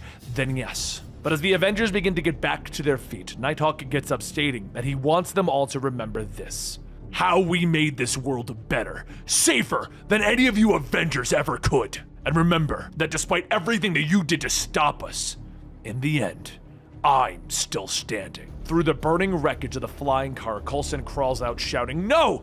The Pandemonium Cube! I did everything I was told! Why didn't it work? Mephisto, why have you forsaken?" And after that, everyone woke up like nothing ever changed, except Blade. He knew what had just taken place, but should he actually tell everyone? Because as far as they were concerned, their biggest problem is that Starbrand is not a baby like they remember. And she made it very clear that the next person to call her one is, by her words, going to get well. With the disappearance of Coulson and the status of the Squadron Supreme unknown, the others began to wonder if the Squadron actually knew about what Coulson had even done. Perhaps they were just pawns, or at least, it sure looked like they were. But there was one who knew what happened, and Nighthawk knows that putting the world back this way was a mistake. One that he himself will correct.